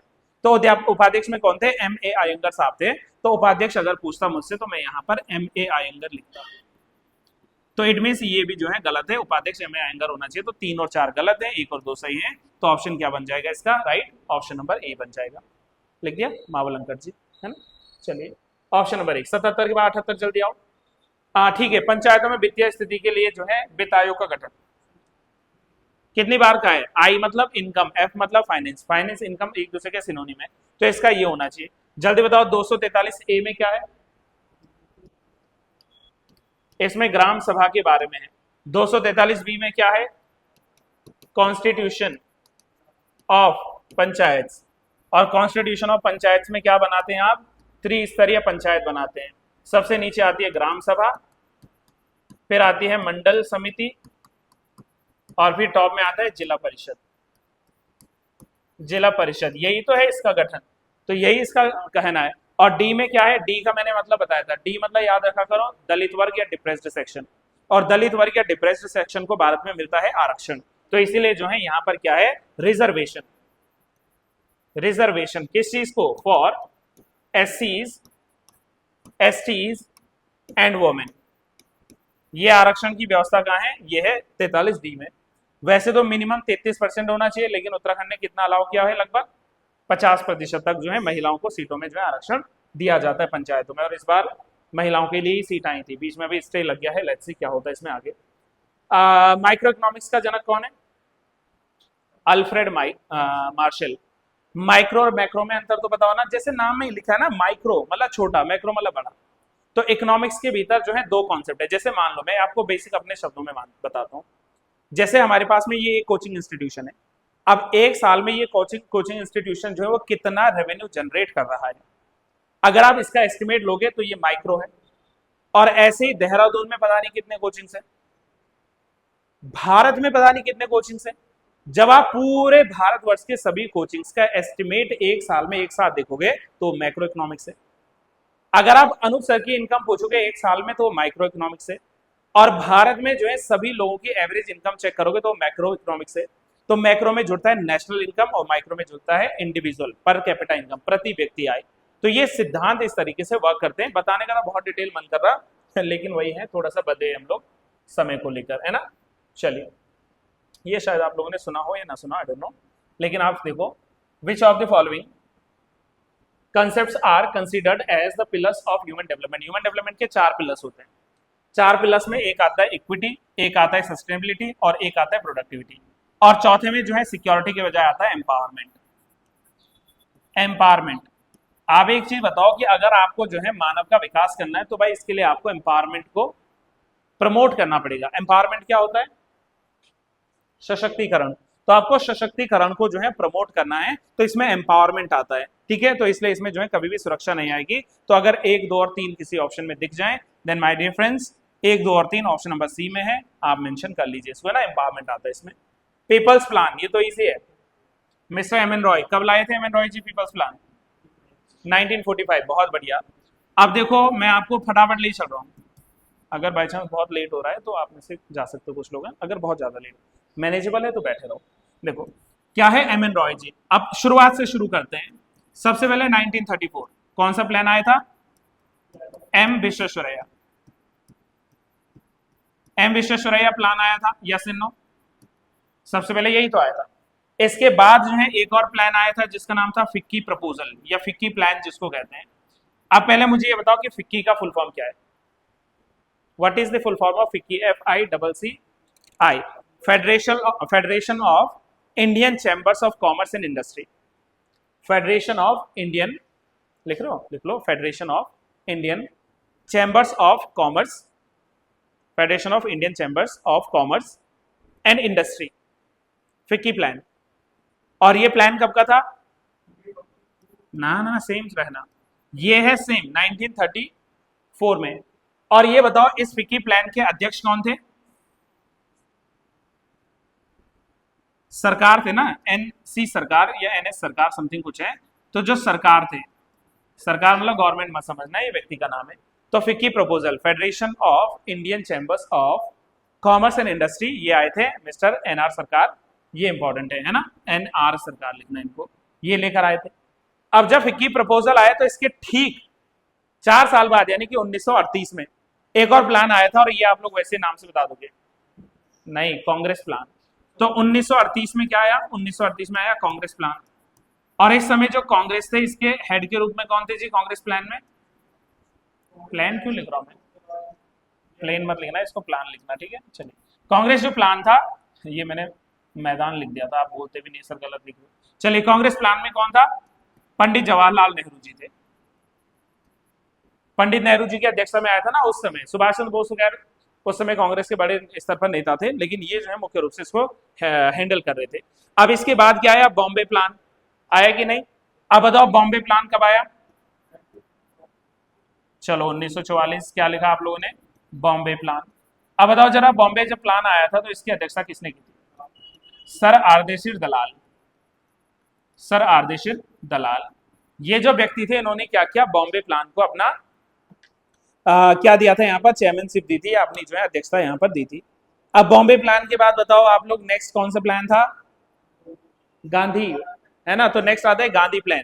कब का था? 1944, गांधी प्लान। और गांधी जो प्लान था ये किसने लीड किया था? हाँ, श्री नारायण अग्रवाल जी जो थे। तो इसको जो है हेड किया था किसने? श्री नारायण अग्रवाल, श्री नारायण अग्रवाल जी। उसके बाद तो खैर यहाँ लिखा है, इसके बाद अगर सीक्वेंस लिखना तो 1945 में क्या आया था? एम एन रॉय जी की अध्यक्षता में पीपल्स प्लान यानी कि जन योजना आई थी। हिंदी में इसको जन योजना कहते हैं, इंग्लिश में पीपल्स प्लान कहते हैं, जय या जन योजना। और ये इधर लिखा मिस्टर एम एन रॉय। फिर इसके बाद 1950 में लास्ट एक और आया था सर्वोदय प्लान। और सर्वोदय योजना कौन लाए थे? ये लेकर आए थे हमारे, लिखा है ऑप्शन में, जयप्रकाश नारायण जी। तो सर्वोदय प्लान जो है ये जेपी नारायण जी का आया था 1950। ये जब आप प्लानिंग्स पढ़ते हो ना, नेशनल प्लानिंग्स, फिर इसके बाद में जो है योजना आयोग का गठन, एनडीसी, फिर उसके बाद में पहला जो है पंचवर्षीय योजना, दूसरा पंचवर्षीय योजना। तो इस तरीके से इस सीक्वेंस में रन करता है ना। चलिए बस 7-8 क्वेश्चन और हैं बेसिक, जल्दी आओ। राष्ट्रीय ग्रामीण रोजगार गारंटी अधिनियम, ठीक है, इसको जो है बाद में जो है मनरेगा कब कहा गया, महात्मा गांधी कब जोड़ा गया, 2009 में जोड़ा गया। तो महात्मा गांधी जो इसमें जोड़ा गया था 2009 में इसको जोड़ा गया था, मनरेगा हो गया था 2 अक्टूबर 2009 से। और मिनिस्ट्री ऑफ जो रूरल डेवलपमेंट है, इसी मिनिस्ट्री ऑफ रूरल डेवलपमेंट के द्वारा क्या किया जाता है, मनरेगा प्रोग्राम को इंप्लीमेंट किया जाता है। और ये तो इजी है। अच्छा बताओ, जो ये मनरेगा था ये नरेगा के नाम से कब स्टार्ट हुआ था? नरेगा मतलब national rural employment guarantee act, कब शुरू हुआ था? 2006 में। बहुत बढ़िया, है ना। दिन याद है कब हुआ था? 2 फरवरी 2006 को जो है इसकी शुरुआत हुई थी, मतलब कार्यशील हुआ था। और बाकी तो आपको पता है कि भाई ग्रामीण स्तर पर जिन लोगों पे रोजगार नहीं है उनको 100 दिन का क्या मिलता है, रोजगार मिलता है। 100 डेज का क्या मिलता है, रोजगार मिलता है 1 साल के भीतर, है ना। और जो है उनमें उनको जो है 100 डेज के हिसाब से जो है उनकी सैलरी, उनका जो पैसा होता है वो उनके अकाउंट्स में आता है ना। तो अभी स्टार्टिंग में जैसे पर डे का 100 रुपया था, तो 100 दिनों का जो है 100 गुणा 100 कर दीजिए, जो भी इनकम होगी वो इस तरीके से वहां पर आ जाएगी। तो मनरेगा जो है प्रोग्राम ये भी इंपॉर्टेंट है। बस नेक्स्ट क्वेश्चन आओ।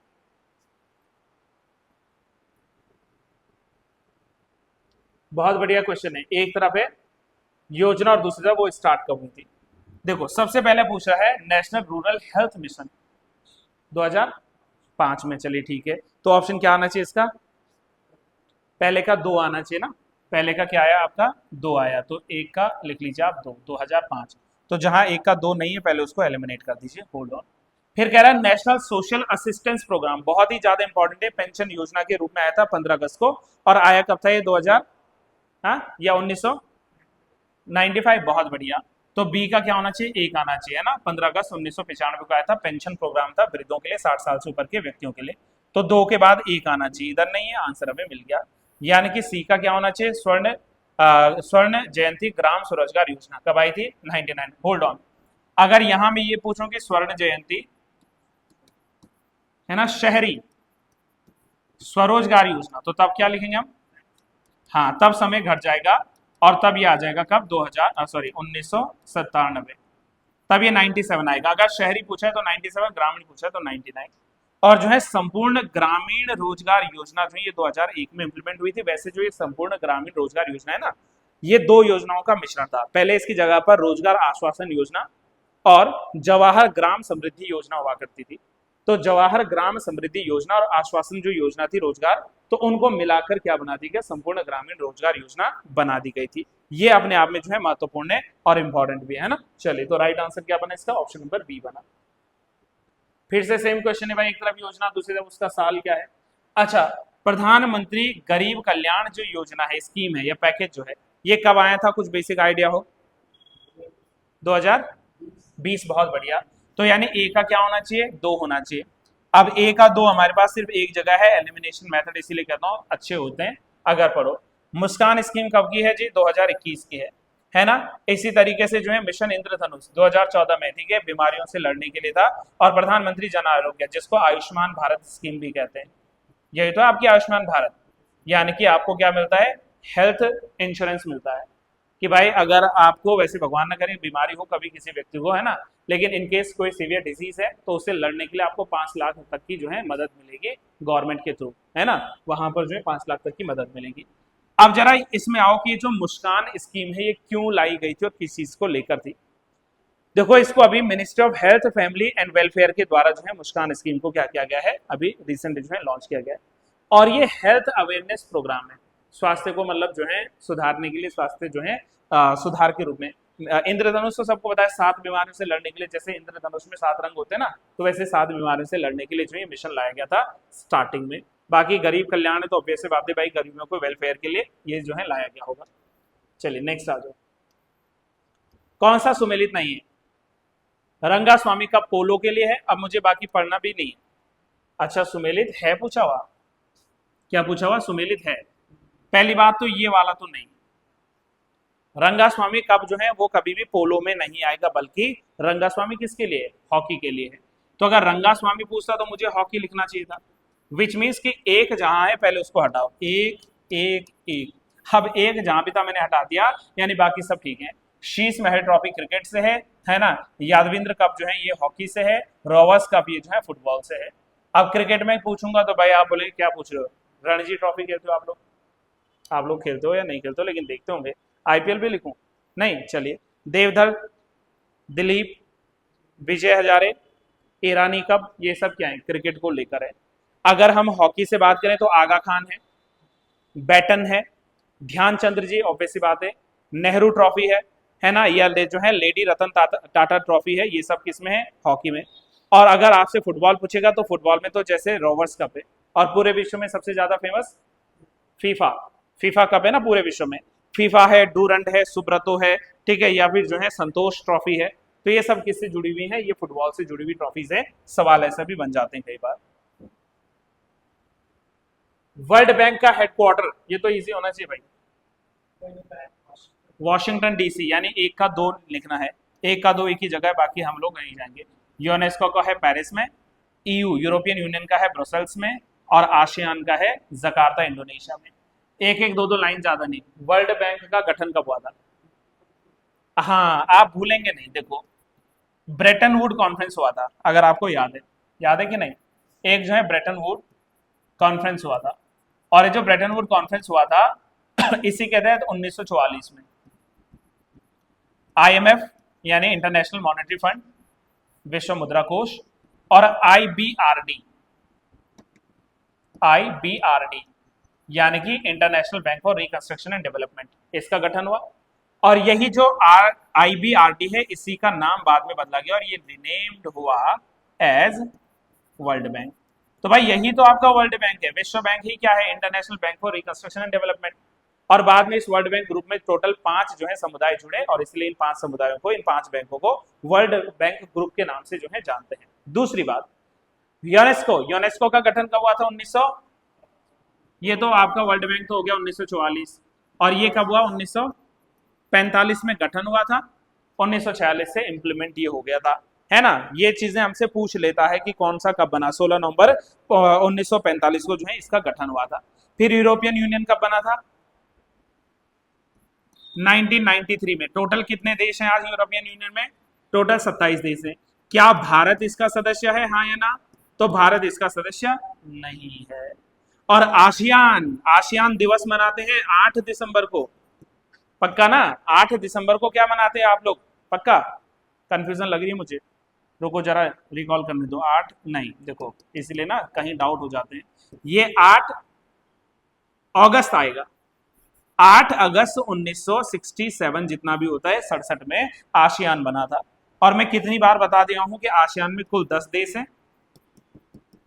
आसियान में कुल कितने देश हैं? 10 देश हैं। और इन 10 देशों की मैंने आपको कई दफा ट्रिक बता रखी है। इसकी ट्रिक है एमबीबीएस टीवी क्लिप। ये मैंने आपको कितनी बार बता दिया, ये 10 देश हैं। कैसे देखो, कौन सा है? एम मतलब म्यांमार या Malaysia? Malaysia. B Bhutan, B Brunei. एक सेकंड, मैंने खुद गलत कर दिया। मलेशिया के बाद ये बर्मा लिखना, भूटान मत लिखना। बर्मा मतलब अब कहने म्यांमार, बर्मा का पुराना नाम म्यांमार। तो ये मलेशिया हो गया, ये बर्मा हो गया, ये ब्रुनई है। यहाँ पर एम क्या है? एमबीबी एस लिखना था ना, एम क्यों लिखा मैंने? एमबीबीएस। एस मतलब सिंगापुर, टी मतलब थाईलैंड, वी मतलब वियतनाम, सी मतलब कम्बोडिया, एल मतलब लाओस आएगा, आई मतलब आएगा इंडोनेशिया, और पी मतलब आएगा फिलीपींस। राइट, ठीक है। तो भाई ये ध्यान रखना, ये आ गया Malaysia, Burma, Brunei, Singapore, Thailand, Vietnam, Cambodia, Laos, Indonesia and Philippines. ये हो गए 10 देश। और 2 इसमें ऑब्जर्वर देश हैं। 2 ऑब्जर्वर में एक तो अभी आया, जैसे तैमूर, क्या है वो, तैमूर, ये तो लिखा हुआ इधर ही देखो, तिमोर लेस्ते। तो तिमोर लेस्ते जो है इसमें, और पापुआ न्यू गिनी भी इसमें है ऑब्जर्वर कंट्रीज में, है ना। तो ये भी ध्यान रखना है, थोड़ा डिटेलिंग है लेकिन मजेदार है। नेक्स्ट आओ चलो। विच of the following is not a service provided by the internet service provider? यही क्वेश्चन है ना। 88 निम्न, हाँ 7 रह गया, हाँ ये रह गया, बताओ। आयुष का फुल फॉर्म क्या है? ये तो इजी है, आयुर्वेदा, योगा एंड नेचुरोपैथी, यूनानी, सिद्ध एंड होम्योपैथी। ऑप्शन ए है आयुष। आयुष है ऑप्शन ए, है ना। 2014 में 9 नवंबर 2014 को इसकी शुरुआत हुई थी आयुष मंत्रालय की। और अभी प्रताप राव जो है इसके आई थिंक मंत्री हैं, आयुष मंत्रालय के जो मुख्य मंत्री है ना, मुख्य व्यक्ति। ऑप्शन ए लिख लेना आयुष का 87 का। अब बताओ जल्दी से, निम्नलिखित में से कौन सी इंटरनेट सेवा प्रदाता द्वारा प्रदान की जाने वाली सेवा नहीं है? वेब प्रशासन, डोमेन पंजीकरण, डायल अप एक्सेस, या फिर जो है इंटरनेट। वेब एडमिनिस्ट्रेशन नहीं देगा ना वो, कैसे दे देगा? तो ऑप्शन नंबर क्या आएगा इसका? बी आएगा। 89 में बताओ सीपीयू में कंट्रोल यूनिट का कार्य क्या होता है? सीपीयू में कंट्रोल यूनिट का काम क्या है? डिकोड करना है प्रोग्राम जो इंस्ट्रक्शन से। तो इसका राइट आंसर लिख लेना ऑप्शन ए। अब कंप्यूटर में वन लाइनर से फटाफट ऑप्शन ए 89। 90th का बताओ कौन सा मल्टी यूजर ऑपरेटिंग सिस्टम है? मल्टी यूजिंग है तो ये है Unix, option number B Unix. Yes, 90th का ऑप्शन नंबर बी लिखना यूनिक्स। 91 का लॉजिक तो मिल ही गया होगा, क्या लिखा? Hungary, option number A. भाई ऑनलाइन में मेरे मित्र पढ़ लेना अच्छे से क्वेश्चन, इसका हंगरी क्यों आया? सीधी सी बात है, देखो जैसे लंदन लिखा है ना, तो हर अल्फाबेट से आगे का एक अल्फाबेट लिख दिया। जैसे अब देखो, हालांकि मुझे इतना बेसिक बताना नहीं चाहिए, ABCDEFGHIJKLMNOPQRSTUVWXYZ, ये है ना हमारे पास में अल्फाबेट्स। अब देखो एल कहां पर है? ये है ना, तो एल के बाद क्या आता है? एल के बाद एक डिजिट बढ़ाकर आ गया एम, यानी +1 हमने सब में दे देना एम। ऐसे ओ के बाद क्या आता है? ओ के बाद आता है पी। ऐसे जो है डी क्या है? एन। एन के बाद क्या है? ओ। ऐसे ही है डी के बाद क्या है? ई। ऐसे हमारे पास ओ से ओ के बाद क्या है? पी। और ऐसे एन के बाद क्या है? ओ। तो यहां इस वाले में तो हमने जो है +1 का सिद्धांत लिया है, लेकिन जब हम लोग इसमें देखते हैं तो इसमें क्या कर दिया इसने? -1 अल्फाबेट ले लिया, इसमें इसने एक घटा दिया। जैसे क्या? जैसे आई से पहले क्या है? अब देखो यहाँ माइनस में आ रहा है। आई से पहले क्या है? एच है। वी से पहले क्या है? यू है ना, तो देखो एच के बाद यू आना चाहिए। ऐसे ही जो है यहाँ पर ओ से पहले एन है, तो यहाँ एन आ गया। ऐसे ही जो है एच से पहले ये था ना एच, एच से पहले क्या था? जी था, इसलिए जी आ गया। एच से पहले क्या था? आर था, इसलिए आर आ गया। और जो है लास्ट में जेड से पहले क्या था? वाई था। सो इसलिए इसका right answer option number A होना चाहिए था। सौरभ यही लॉजिक लगा होगा या कुछ और था? यही लॉजिक है ना, चलिए बहुत बढ़िया। 91 का ए, ये भी आप सबके लिए इजी हो जाता है, मैंने पिछली क्लास में भी करवाया था। इसका राइट आंसर क्या लिखेंगे? D. B you mean to say Z, है ना? वही सोचू मैं, इतना भाई नहीं करना है। देखो XYZ means we are friends, ठीक है। चलो एक तरफ हम लोगों ने रखा XYZ, वी आर फ्रेंड्स, ये एक्स है, ठीक है। फिर पूछ रहा है RYN, दे आर क्लासमेट्स। तो यहाँ पर कॉमन क्या है? आर और आर। और आर के लिए कॉमन जो आएगा वो क्या आएगा? इसमें क्या कॉमन आएगा बताओ? देखो XYZ और RYN, तो इसमें कॉमन क्या है? Y है ना। देखो R के लिए कॉमन क्या है? यहाँ भी Y है, यहाँ भी Y है, तो R कॉमन। ऐसे है ZMS means we love them, और SMS means we love them. Sorry ये एक जैसा हो गया ना, वी लव देम, और यहाँ PX का मतलब है हेलो फ्रेंड्स। अब यहाँ पर क्या है? ये देखो ये V है, हमें V के लिए ढूंढना ना, ये V। और कहाँ पर था V? यहाँ पर था V। और V के लिए क्या कॉमन है? देखो यहाँ क्या है? ZMS, यहाँ क्या है? XYZ। तो यहाँ पर Z है, यहाँ भी Z है, तो दोनों में कॉमन क्या है? Z है। अभी भी रुको, अब यहाँ पर फ्रेंड्स बचा। अब यहाँ पर एक ये फ्रेंड्स कॉमन है, और यहाँ पर ये फ्रेंड्स कॉमन है। अब यहाँ पर P और X है, यहाँ पर XY, तो यहाँ पर ये जो X है, यहाँ भी X है, यहाँ भी X है, तो इट मीन्स कि फ्रेंड्स के लिए जो कॉमन है वो क्या है? X है। ये इसी तरीके से काम करोगे आप, तो इसलिए इसका राइट आंसर क्या आना चाहिए? ऑप्शन नंबर बी आना चाहिए, Z इसका राइट आंसर हो जाएगा, है ना। चलिए क्या पूछ रहा है आपसे, है ना? क्या लिखा आपने? ऑप्शन बी पक्का? क्या लिखा था इसमें? कह रहा है कि सभी पुस्तकें वृक्ष हैं। पुस्तक थोड़ा छोटी बनाता हूं, ये है बुक्स। कह रहा है कि सभी बुक्स जो है वो क्या है? वो वृक्ष है। सभी वृक्ष जो है लाइन है, ये मैंने वृक्ष लिख दिया, और ये सभी वृक्ष क्या हो गए? लाइन हो गए, यानी कि शेर हो गए। अब पूछ रहा है क्या सभी पुस्तक शेर हैं? Yes and no? सभी पुस्तक जो है वो शेर हैं। चलिए ओके ठीक है। ऑल लाइन्स आर बुक्स, क्या ये सही है? नहीं है। चलिए ऑल ट्रीज आर बुक्स, नहीं। But some lines are book, yes. तो इसका राइट आंसर क्या बन जाएगा? ऑप्शन नंबर बी बन जाएगा। थोड़ा और, जब इतना सुन ही लिया है तो और सुन लीजिए। सौरभ इसका राइट आंसर क्या लिखा है?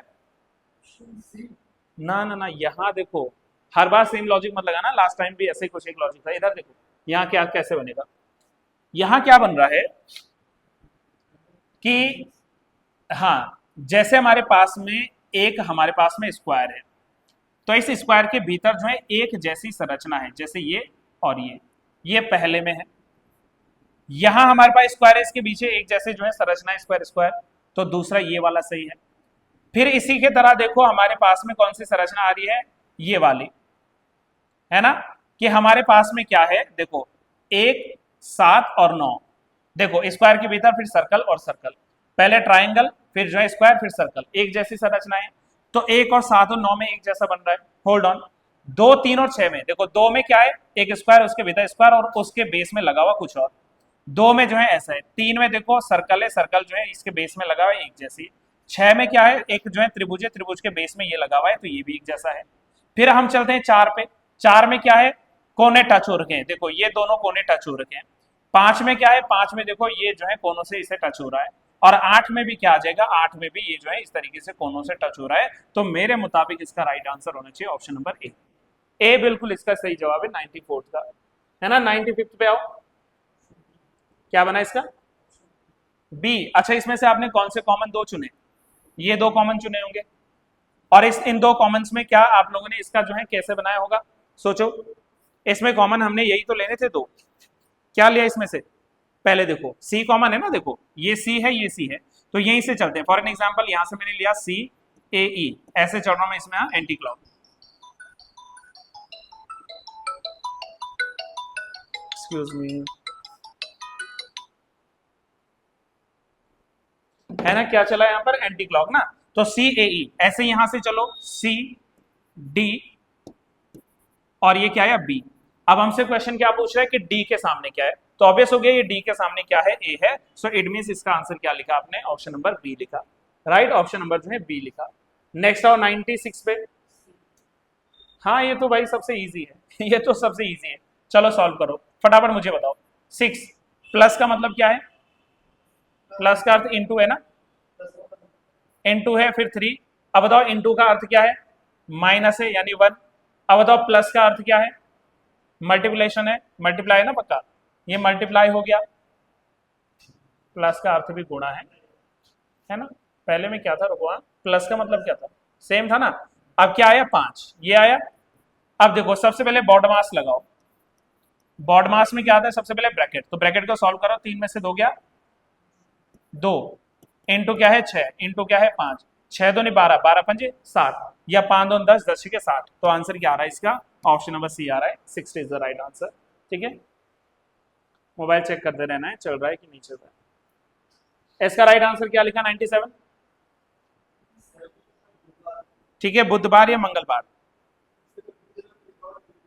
ठीक है, इसका राइट आंसर आएगा ऑप्शन नंबर बी, यानी कि मंगलवार, 97 का बी।